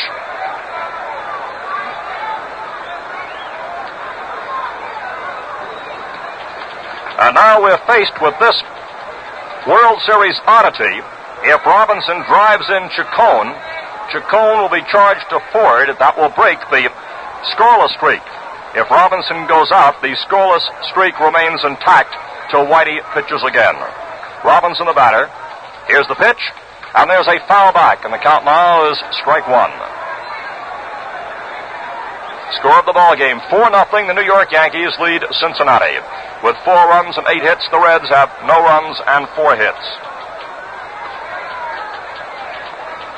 Jim Coates, 29 years old, 6 feet 4, 180 pounds on the mound. He had a record last season of 11-5. The stretch and the pause, a look back toward second. The pitch is inside, hitting Robinson on the right-hander arm as he winced and jumped back from the plate. Second time that Robinson has been hit. Incidentally, you may have noted that the Yankees are pitching Robinson consistently very tight, jamming him at the plate in their pitching styles. There are now 2 men on, and the batter is Wally Post, who is 0 for 2.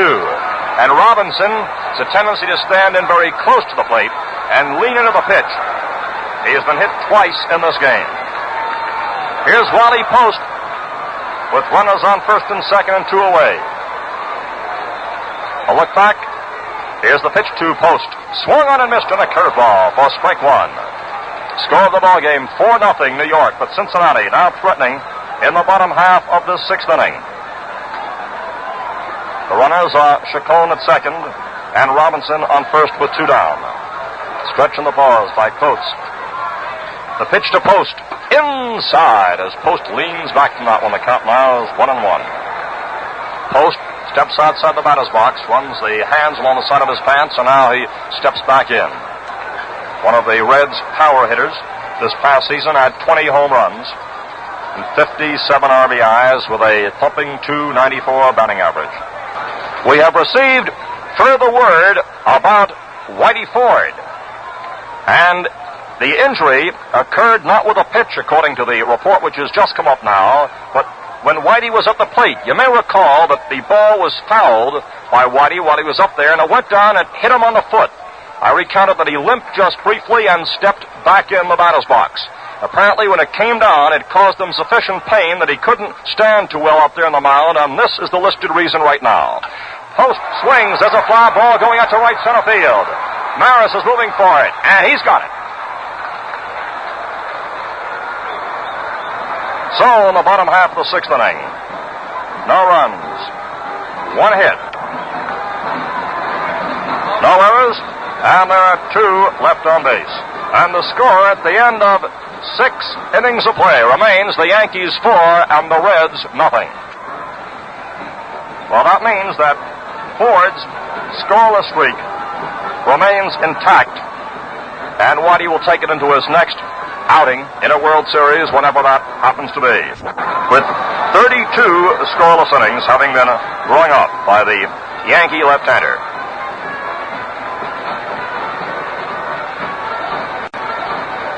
Now, as we move into the 7th inning of the ball game, it's Richardson, Kubek, and Maris coming up for the New York Yankees to face Jim Brosnan. And the right-hander now taking his warm-up pitches. The totals at the end of 6 full innings: New York, 4 runs, 8 hits, and no errors. And Cincinnati, no runs, 4 hits, and no errors. The leadoff batter for the New York Yankees is Bobby Richardson, who this afternoon has kept up his torrid World Series thumping with 2 more base hits in 3 times at the plate, a double and a single. Richardson, who seems to really spring to life come October in World Series play, has had a total now of 7 hits in this World Series, and that paces the hits for any individual batter. So Richardson now steps in to lead off this 7th inning. Brosnan takes the windup. Here's the first pitch to Bobby. He attempts a bunt and misses for strike 1. Strike 1 to Richardson. Tony Kubek is on deck. There's the windup now by Brosnan. The right-hander's next pitch is wide, and the count now is 1-1.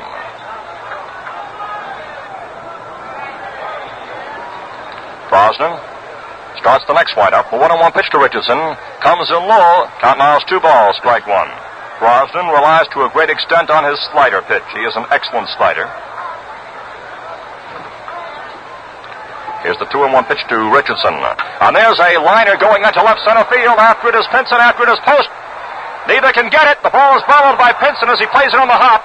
Going into second base is Richardson. A wild throw comes in over the head of the second baseman Chacón, but it's backed up by Coleman. And it's scored as a single for Richardson. And an error by Pinson.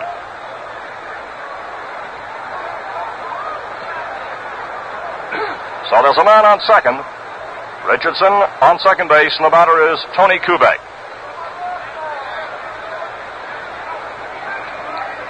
Kubek is 1 for 3.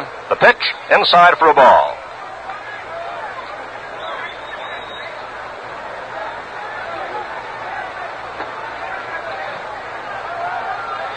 Ball 1 to Tony Kubek. Richardson on second. The pitch swung on. There's a fly ball going out to left field. Post comes in, shielding his eyes from the sun. Makes the catch in short left. Kubek, out number 1. Richardson is on second. And the batter now is Roger Maris, who is 0 for 2 and has walked. Richardson has had 8 hits in 16 at-bats. And Maris is being given an intentional walk, which will put him on first base with Richardson on second.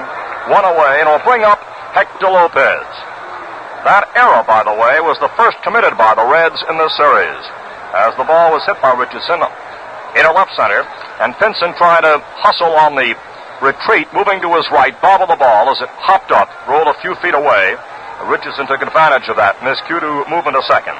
So Maris now jogs to first base with the intentional walk. And the batter is Hector Lopez, who looked at a called strike 3. In inning number 6, he comes up with runners on first and second, 1 out. Score of the ball game is 4-0 New York.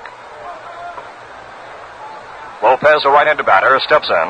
The pitch is low and away, and the count now is ball 1 to Lopez.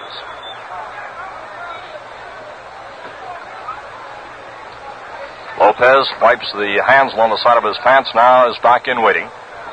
There are 2 runners on, there's 1 out. Infield double play depth for the Reds. The pitch is a wild one going right by Johnson. There's Richardson moving to third. On to second base goes Maris, and it's a wild pitch. So ruled by the official score as both Yankee runners have moved into scoring position.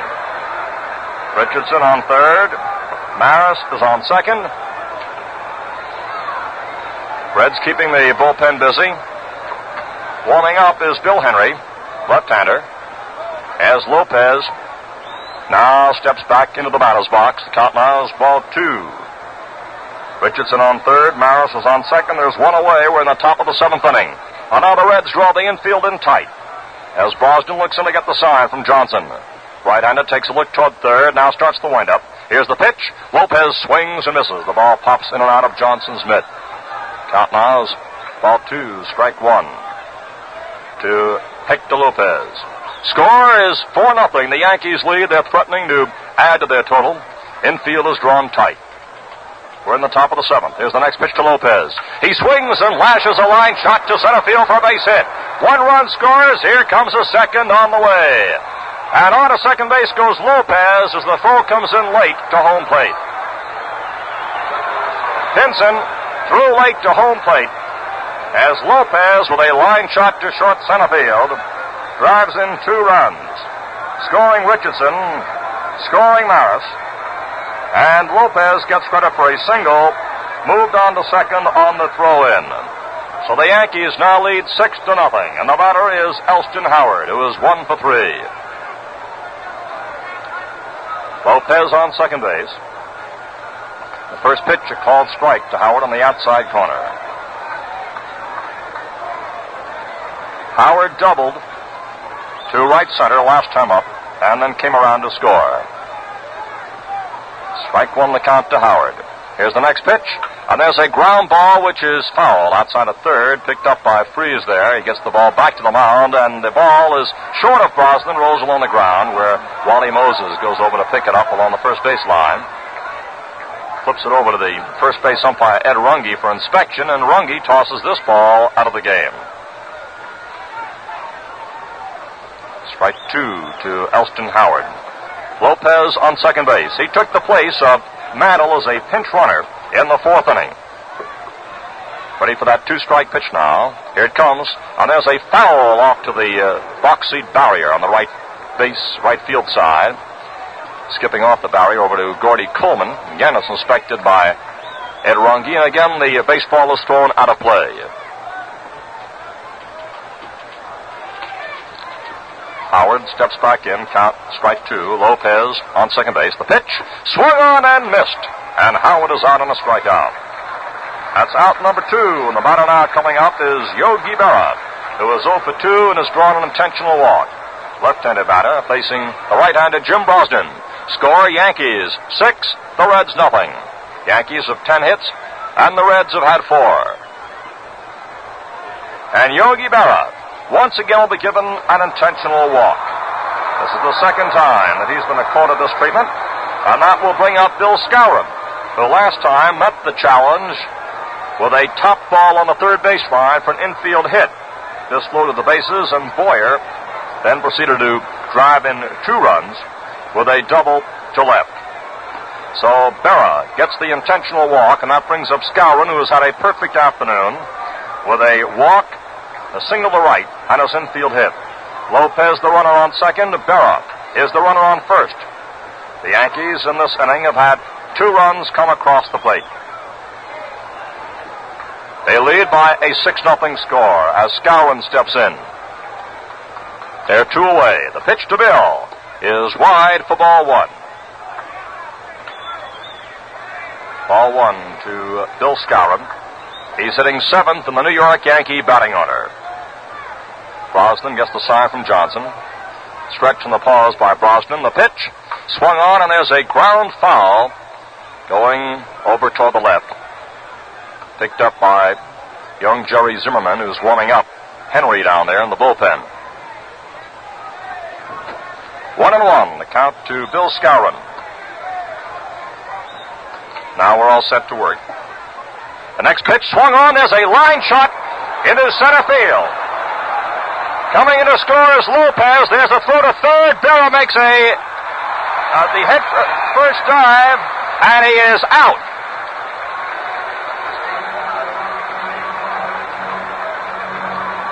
Yogi Berra is out at third base on the throw from Pinson to Freeze to retire the side.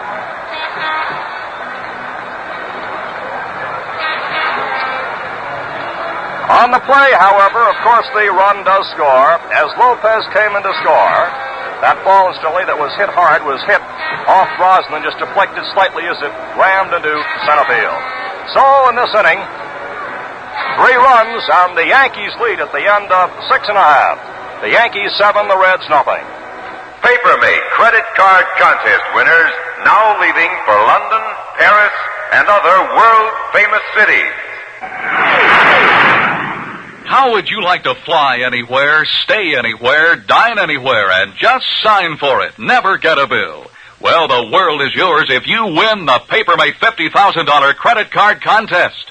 You'll fly the finest on TWA Superjets and just sign for it using your TWA Air Travel Card. You'll stay at luxury hotels like the Royal Hawaiian in Honolulu, dine at famous restaurants in Paris or Rome, and just sign for it using your Diners Club card. You'll have a car when you want it with your Hertz Rent-A-Car card, gas when you need it with your Shell credit card. When it's time to pay, just pull out your Papermate pen and sign for it. Never get a bill. Grand prize is $10,000 in credit or cash, 500 other prizes. Get entry blanks and full contest details now wherever Papermate pens are sold. Well, in the top of this inning, 3 runs for New York on 3 hits. There was an error and a man left on base as Pinson's throw to Freeze got Berra trying to reach third as Yogi made a head-first dive. It was just a bit short and late. Now Freeze swings and misses, strike 1, as Jim Coates' first pitch comes in on the inside corner, a fastball. Bill Skowron, by the way, has had a perfect afternoon. He got credit for an RBI as Lopez scored run number 3 in the 7th on Skowron's 3rd hit, plus a walk. The pitch to Freeze swung on. He lifts a high fly ball to short left. Berra is there, waiting, and Yogi has it. So Freeze is out number 1 in the bottom half of the 7th. And the batter now is Gordy Coleman, who was grounded out twice.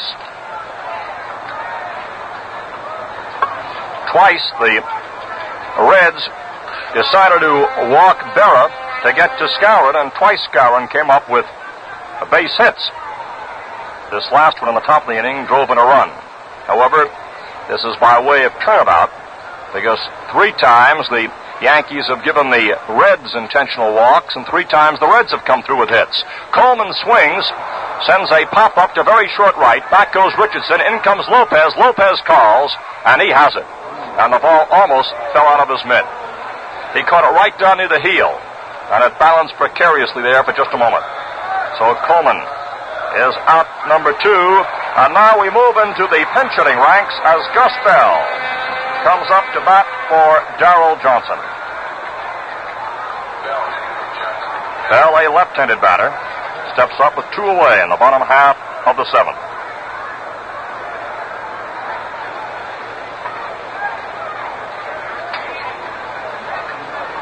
Gus Bell in and waiting. Here comes the pitch.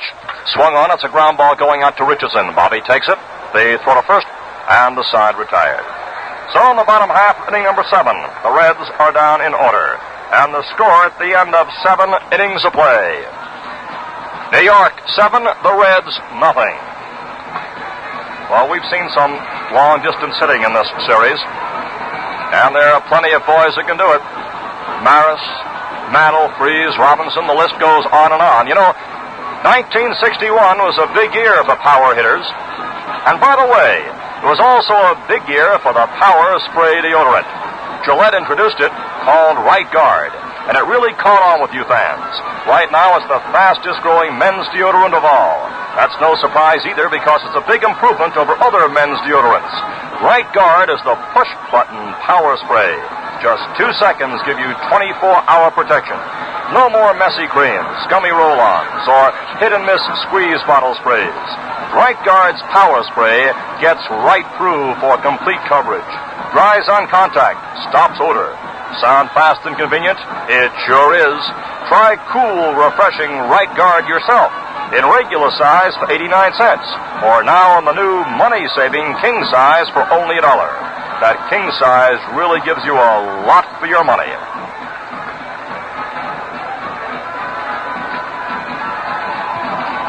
Jerry Zimmerman now moves in to take up the catching duties.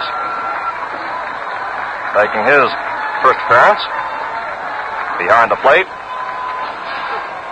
Jim Brosnan is on the mound. He's listed as the first man up on the bottom half of the inning.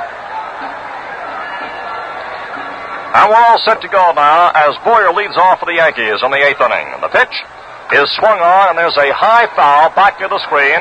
Going forward to Zimmerman, but he can't get it. It's on the screen and out of play. And the count is strike 1 to Boyer, who doubled across 2 runs in his last appearance. He has 1 for 3 in this game.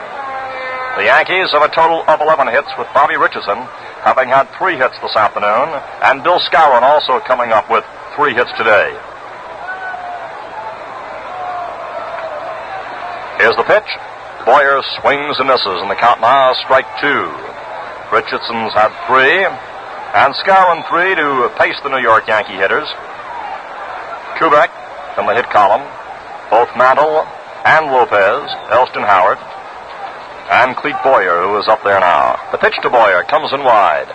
Ball 1, strike 2 to Boyer. The Yankees hit safely in all innings except the first 2 against Jim O'Toole, as he got the first 6 men in a row. Here's the pitch, and there's a ball going out to left center field. Pinson is moving to his right. He's there. He's got it. So Boyer is out on a flyout to the center fielder. And coming up now is the pitcher, Jim Coates. He relieved Whitey Ford, who went out due to injury in the 6th inning. Whitey hit a ball off his foot, a foul ball, and had to leave the game because of that reason. He tried to pitch the next inning, but apparently was experiencing difficulty out there on the pitching mound, and was relieved by Coates, who fouls the first pitch back for strike 1.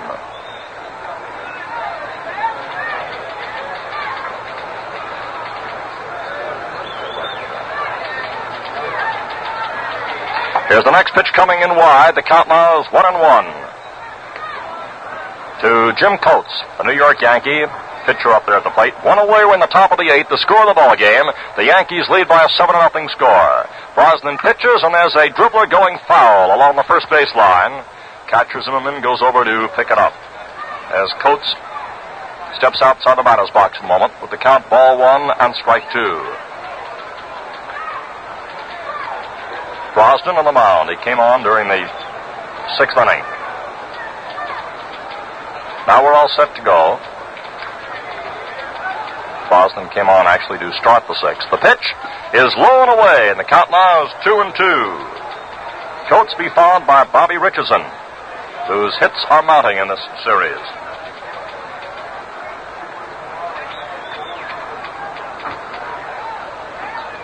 Ready now for the 2-2 pitch. Inside and high, and the count now is 3-2 to Jim Coates. Ready for that 3-2 pitch. Brosnan is a fairly quick worker.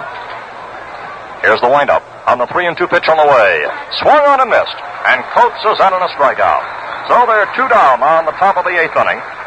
Coates goes back to the bench, and here is Bobby Richardson, who for the second time in the series has had 3 hits in one game. Bobby has 3 for 4 this afternoon, and he has been having another big World Series.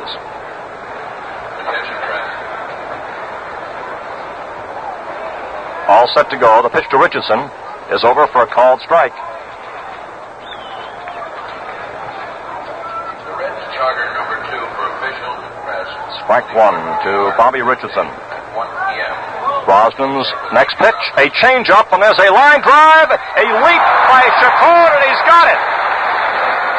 Elio Chacón went leaping up in the air as he raced to his right and back, made a leaping catch to take that ball on a great defensive play and retire the side. So on the top of the 8th, there are 3 up and 3 down. And the score at the end of 7.5 innings, the Yankees 7 and the Reds nothing. Well, coming up this inning, in all probability, a pinch hitter for the pitcher, then Chacón and Hettie Casco. You know, Hettie was one of the first guys to try that Gillette Super Blue Blade. And believe me, it didn't take him long to pass the good news along. Hettie says, shaving comfort like this is something you just gotta talk about. Let me tell you, fans, once you try the Gillette Super Blue Blade, the clean, easy shaves, the downright comfortable shaves you get, will start you talking. This blade is the result of years and years of research. The remarkable new edges made by an exclusive process have been called a scientific breakthrough. What it means to you is shaving speed and ease that is almost unbelievable. You simply have to try it to know what I mean. If you act now, you can take advantage of Gillette's World Series special. You get the Gillette adjustable with a supply of Super Blue Blades, plus a free pocketbook World Series Encyclopedia. All for $1.95, the price of the razor set alone. Or you can get Super Blue Blades in dispensers of 10 for 69 cents, 15 for $1. We pause 30 seconds for station identification. Are you mixing with the best? Saratoga Vichy with the yellow label, it outsells all the rest. The genuine Vichy with the yellow label Tastes better tonight, feel better tomorrow. Saratoga with the yellow label. Enjoying the game? You'll enjoy it more with Saratoga Vichy. Make sure you're mixing with the best. Saratoga Vichy, WGY, WGFM, Schenectady.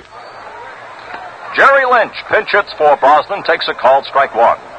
Coates winds, here's the next pitch, and it's wide for a ball. 1-1. What a pinch hitting record Lynch had this past season. In 59 games, he was up 47 times as a pinch hitter with 19 hits for a .404 pinch hitting average and 5 pinch hit home runs, 25 RBIs as a pinch hitter.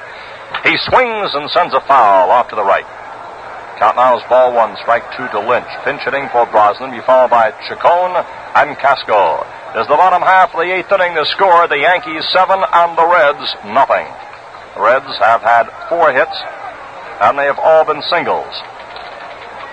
And Daryl Johnson has had 2 of the 4. All set to go as Coates Wines, here's the pitch on the way, and Lynch swings and misses, and he's out on a strikeout. So there's one out in the bottom half of inning number 8, and the batter now is Elio Chacón, who has 1 for 3. Bill Henry again is warming up for Cincinnati, as Chacón gets a nice hand as he comes up. Made a fine fielding play, robbing Bobby Richardson of a base hit in the top of the 8th. Elio has proved to be a standout so far in the series. Here's the pitch, and there's a pop-up to the right side of the infield. Richardson is going back, shielding his eyes from the sun, waiting, and has it. So turnabout there is fair play as one goes out to the other, both in this 8th inning. And with 2 down, the batter is Hettie Casco.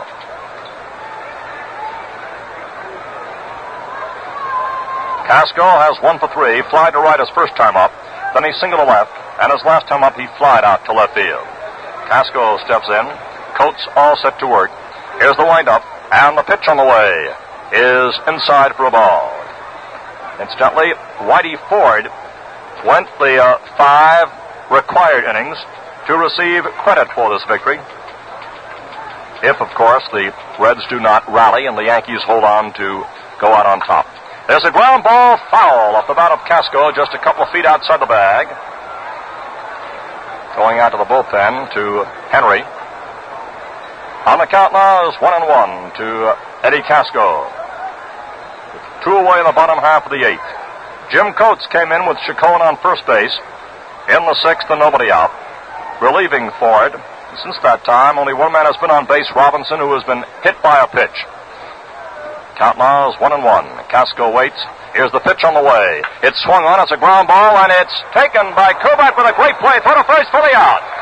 Tony Kubek, we're moving towards second base, reached over, came up with the ball, whipped Casco out to retire the side. Bottom half of the 8th inning, there are 3 up and 3 down. The score at the end of 8. New York 7, the Reds nothing. Wally Moon is going to get it. Moon is under, and that's it. The Dodgers are the champions of the world. Who finished all 4 games for the Dodgers in the 59 series? Larry Sherry. Listen to the climax of his amazing performance. Sherry throws. Fly ball, left center. This might be it. Backing off is a shortstop. Wally Moon is going to get it. Moon is under, and that's it. The Dodgers are the champions of the world. A World Series highlight we'll remember for a long time. And you can find it, plus many, many others, in the new Gillette World Series Encyclopedia. This 256-page book is packed with interesting baseball lore, records of every player, cartoons by Willard Mullen, practically every World Series fact and figure. It's all yours free when you buy the Gillette adjustable razor set at the regular price of $1.95. Get your Gillette World Series Encyclopedia and enjoy the series more. Here now is the 9th inning. Bob Wolf reporting along with Waite Hoyt here in Cincinnati, where the Yankees have moved out in front by a score of 7-0 with 11 hits to 4 for the Reds. The Yankees scored 1 run in the 4th inning. That scored on a double play ball as Maris moved to third base on Mantle's single to left center field, and then on Howard's double play, Maris came in to score. That was the hit that Mantle made before going out for a pinch runner. Mickey is able to swing all right, but had difficulty in running and apparently was in some pain, so he was replaced at that point. And the Yankees since then have gone on to add a single run in the 5th, 2 in the 6th, and 3 in the 7th. Bill Henry on the mound now, left-hander, facing Tony Kubek. The pitch is over for a called strike 1. Henry is the 3rd Reds pitcher. Found O'Toole started. Brosnan came on in the 6th. Tony Kubek has 1 for 4. He singled across a run in the 5th by driving one to right center field. Henry winds, the pitch on the way, swung on and fouled off to our left. Count now is strike 2. The Yankees' 2nd run was brought across by Tony Kubek. Boyer drove across 2 more with his 2-base hit in the 6th. And in the 7th, Lopez brought in 2 with a base hit to the middle. And Skowron added 1 more with another base hit right through the middle. Count is now strike 2 to Kubek, who swings and misses. The ball ticked right into Zimmerman's mitt. And Kubek is out on a strikeout. Zimmerman held on to it on the strikeout. That brings up Roger Maris, who this afternoon has walked twice, once intentionally. First time up, he fouled out. And in the fifth inning, he flied out to right field. Maris so far has one hit in the series, but what a big hit it was. It won the game yesterday for the New York Yankees. So with Maris, it's been all or nothing at all. And his all yesterday proved to be the big run. Here's the first pitch to Maris. He swings and misses, strike one. Bill Henry on the mound this past year had 2 victories and 1 defeat with a 2.04 earned run average. 33 years old. Comes from Texas, 6'2", 180 pounds. A left-hander. The pitch coming up to Maris. Swung on and missed as Roger went for one that time, which was on the inside corner, just about shoulder high. Count now, strike 2 to Maris. Hector Lopez is on deck. Score of the ball game, 7-0. The Yankees are leading. We're in the top of the ninth. The New York Yankees at bat, and there's one away. Ready for the 2-strike pitch coming up to Maris. Here it is. A curve is wide of the plate, and the count now is ball 1, strike 2. Henry, a very quiet fellow, nicknamed Gabby, as you might expect by his teammates. Count is ball 1, strike 2. Here's the pitch, and it is swung on and missed. Maris out on a strikeout as Henry moves in with 2 quick strikeouts here in this 9th inning. For the New York Yankees, Sheldon. Roland Sheldon is now limbering up his arm in the bullpen as Lopez steps up with 2 outs in the 9th.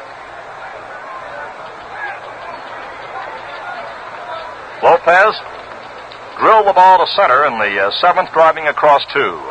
And the pitch is wide, ball 1 to Lopez. Lopez took the place of Mantle as a pinch runner, but moved over to play in the right field spot with Maris going to center field. Ball 1, the count to Hector Lopez. The pitch swung on as a high fly going to straightaway center field. Pinson goes back, turns, waits, and is there for the putout to retire the side. So on the top of the 9th inning, the Yankees are down in order. And the score at the end of 8.5 innings of play remains New York 7 and the Reds nothing. You know, they tell me over 75 million fans are following today's game in cars, homes, offices, on trains, beaches, and boats. When you tell that many people about a deal like this year's Gillette World Series special, well, the supply won't last long. So get a free Gillette World Series Encyclopedia with the purchase of the Gillette Adjustable Razor Set at the regular price of $1.95. This handy book is a Gillette Pocket Edition containing the complete text of the new $5 World Series Encyclopedia. 256 pages with line scores and highlights of every game, lifetime statistics of every player, series all-time marks, including batting and pitching records, even the 1961 rosters of every club. And it comes free with the Gillette Adjustable Razor Set. The adjustable is the razor you set to match your own combination of skin and beard. It comes complete with travel case and a dispenser of those new Super Blue Blades. So better hurry, get your free Gillette World Series Encyclopedia with razor set for only $1.95.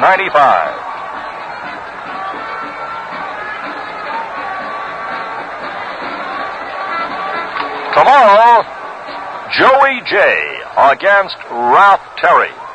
But the Reds want to postpone tomorrow as long as they can. And here's Vada Pinson swinging at the first pitch and sending a pop-up to the right side of the infield. Skowron is there, takes it for the out. Pinson popping up to Bill Skowron on the edge of the infield dirt. As the Reds face a tremendous task here in the bottom half of the ninth with 1 out, trailing by a score of 7-0. And Frank Robinson now coming up. Frank is 0 for 1 in this game. He has been hit by a pitch twice. And he steps in to face Jim Coates. The pitch, a fastball inside and high. It's ball 1. While Whitey Ford was on the mound in his 5 complete innings, he gave up just 4 hits. Coates has not been hit in relief since he came on the scene. Here's the next pitch, and it comes in high. Ball 2. After the first few games of the series, the Reds' attitude was that they were not concerned about their pitching, nor about their defense, but they were concerned about their hitting against the Yankee pitching. And so far, the Yankee pitching has been so superb that the Reds have not done much in that hitting column at all. 4 hits, no runs at this point. Robinson waits. The ball 2 pitch comes in low, ball 3. Since Coates came in relief, there's been one man on base against him, and that was Robinson in the 6th inning when he was hit by a pitch. And now the count has gone to ball 3 to Robinson. As Coates goes into the windup, comes in with a pitch, and he is low for ball 4 as Robinson, for the 3rd time this afternoon, becomes a base runner. And that brings to the plate Whitey Post, and there's the sign down into the New York Yankee bullpen.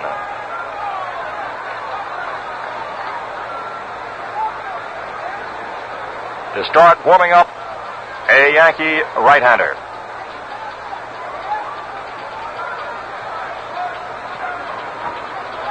And we see left-handers emerging as well as old reliable Louis Arroyo now steps up there. Whitey Post swings and misses, strike 1. And there'll be 2 left-handers coming up. Louis Arroyo and Bud Daly are now warming up. Strike 1, the count to Whitey Post, who is 0 for 3. The pitch. Post swings. There's a base hit to left field in the hole between Kubek and Boyer. Fielded by Berra. Robinson moves to second base. As Whitey Post has his first hit of the afternoon. And the Red fans who have been waiting for something to cheer about in the offensive department this afternoon now start stirring here in the bottom half of the ninth. The batter, Gene Freese, who has flied out 3 times. He'll be followed by Gordy Coleman. And that is the first hit of Jim Coates, who up to this point has pitched very tight relief ball. Whitey Post with a single slashed in between 3rd and short. Arroyo and Daly both warming up for the Yankees. Freese the batter, and the pitch is inside and low for a ball. Freese has been given a demonstration during this ball game of long ball hitting, but unfortunately for the Red fans, his long drives have been all foul outside the left field line. 3 flyouts. Count is ball 1 to Freese. The pitch is a strike call in the inside corner. The count now is 1-1. Score of the ball game: New York 7, Cincinnati nothing. We're in the bottom half of inning number 9, the bottom of the 9th. The Reds have runners on 1st and 2nd, 1 away. And the batter is Gene Freese. Count now is 1-1. Coates steps back off the mound as time is called at the plate by Freese, who stepped out. Augie Donatelli calling time. And now Freese tugs at the peak of his cap and now steps back in. Time still called by Augie Donatelli. And now the second base umpire, Jocko Conlon, takes a look at the ball and throws it out of play as the new ball goes out to Coates at the mound. All the hits in this game for the Reds have been singles, with Post on with single number 5, Robinson on second by virtue of his walk, moving up on the base hit. There's 1 out. The Yankees infield double play depth. Score of the ball game 7-0. New York leads Cincinnati. Freese waits. The 1-1 pitch swung on and missed. It was a fastball which came in just below the shoulders in the inside corner. On the count now is ball 1, strike 2 to Gene Freese. Score 7-0.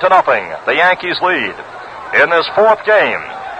And if the Yankees take this one, and they're edging toward that possibility, that's for sure, in the bottom of the 9th, unless the Reds come up with a tremendous rally, the Yankees will hold a 3-1 lead, putting it squarely up to Joey J tomorrow as he goes against Ralph Terry. Count now is ball 1, strike 2 to Freese.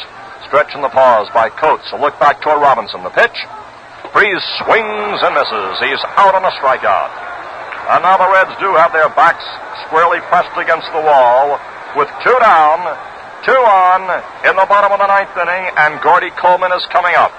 Coleman, who is 0 for 3, is grounded out twice. He is flied out once. He steps up. Meanwhile, the 2 Yankee dependable left-handers, Arroyo and Daly, are still warming up just in case. But Coates bearing down with every pitch. Now here's Coleman. All set to go. The pitch is high for a ball.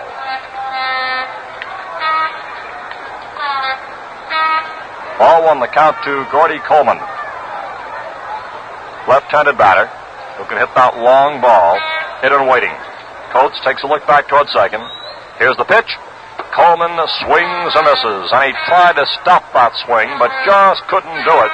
As he went around, and Augie Donatelli says it's a strike, and the count now is 1-1.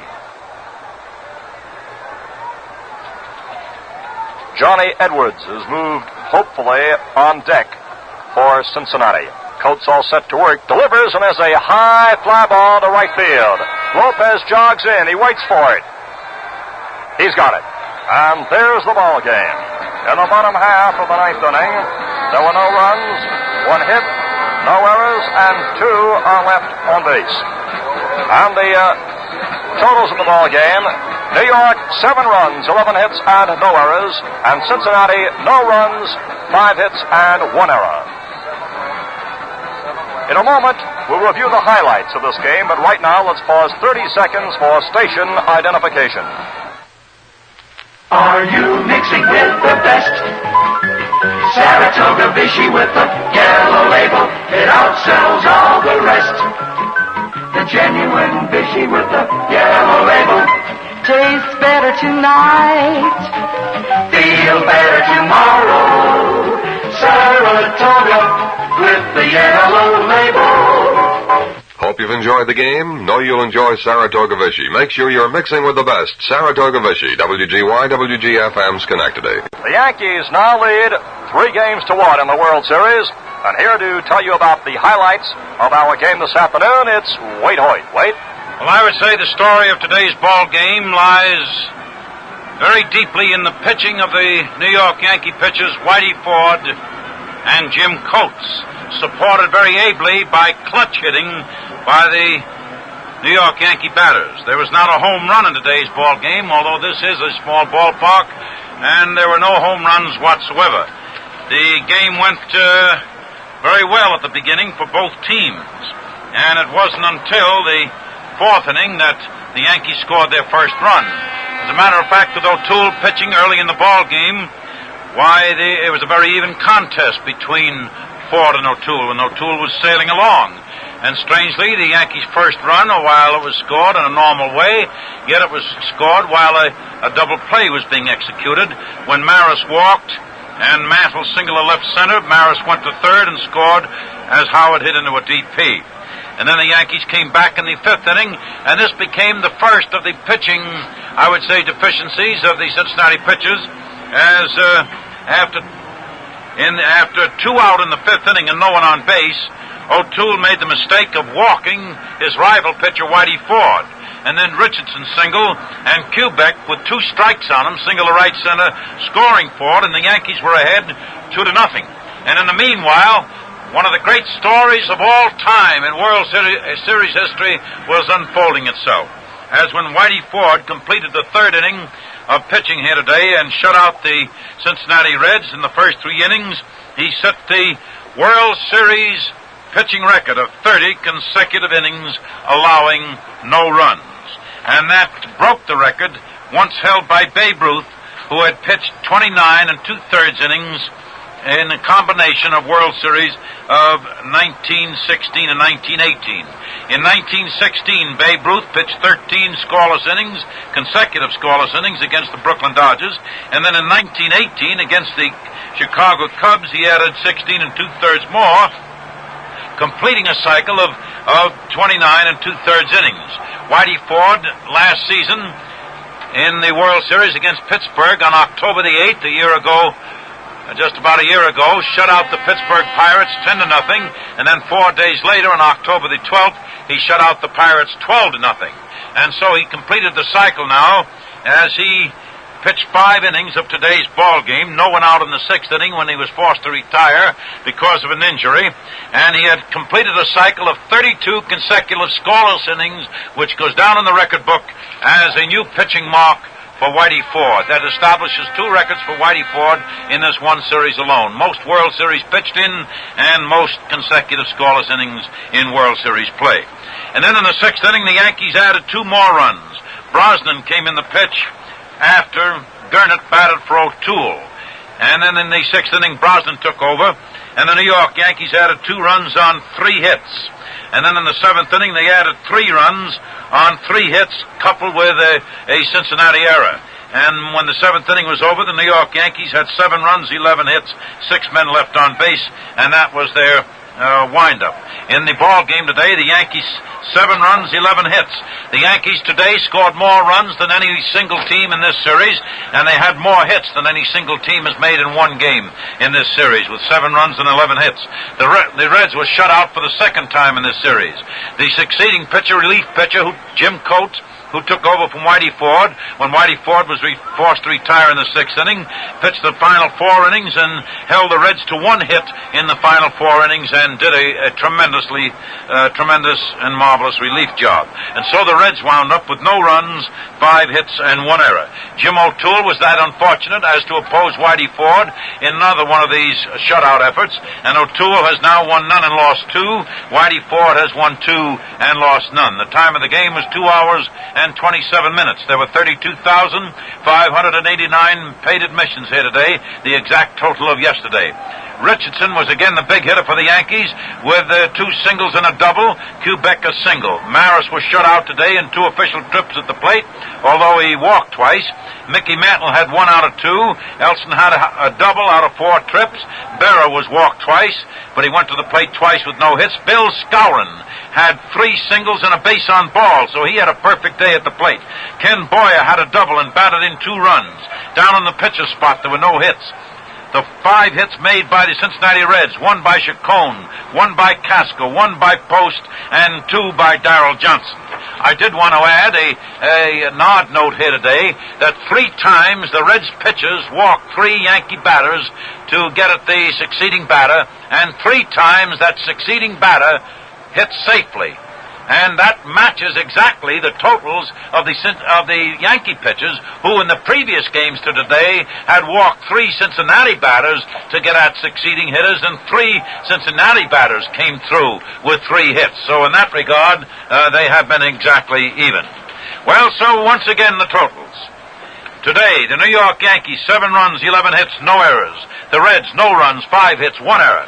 The Reds have a task ahead of them now. They must win 3 straight games, concluding the series if they are to win the World Series, and that would encompass also a very probable defeat. They'd have to defeat Whitey Ford if it went to 7 games, which it would have to go for the Reds to win it. So I don't know. This is a tough task facing the Cincinnati Reds now.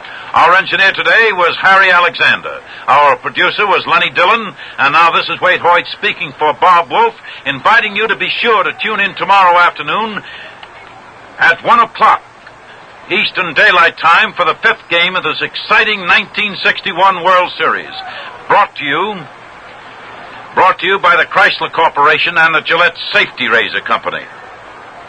This has been an NBC Radio Network production.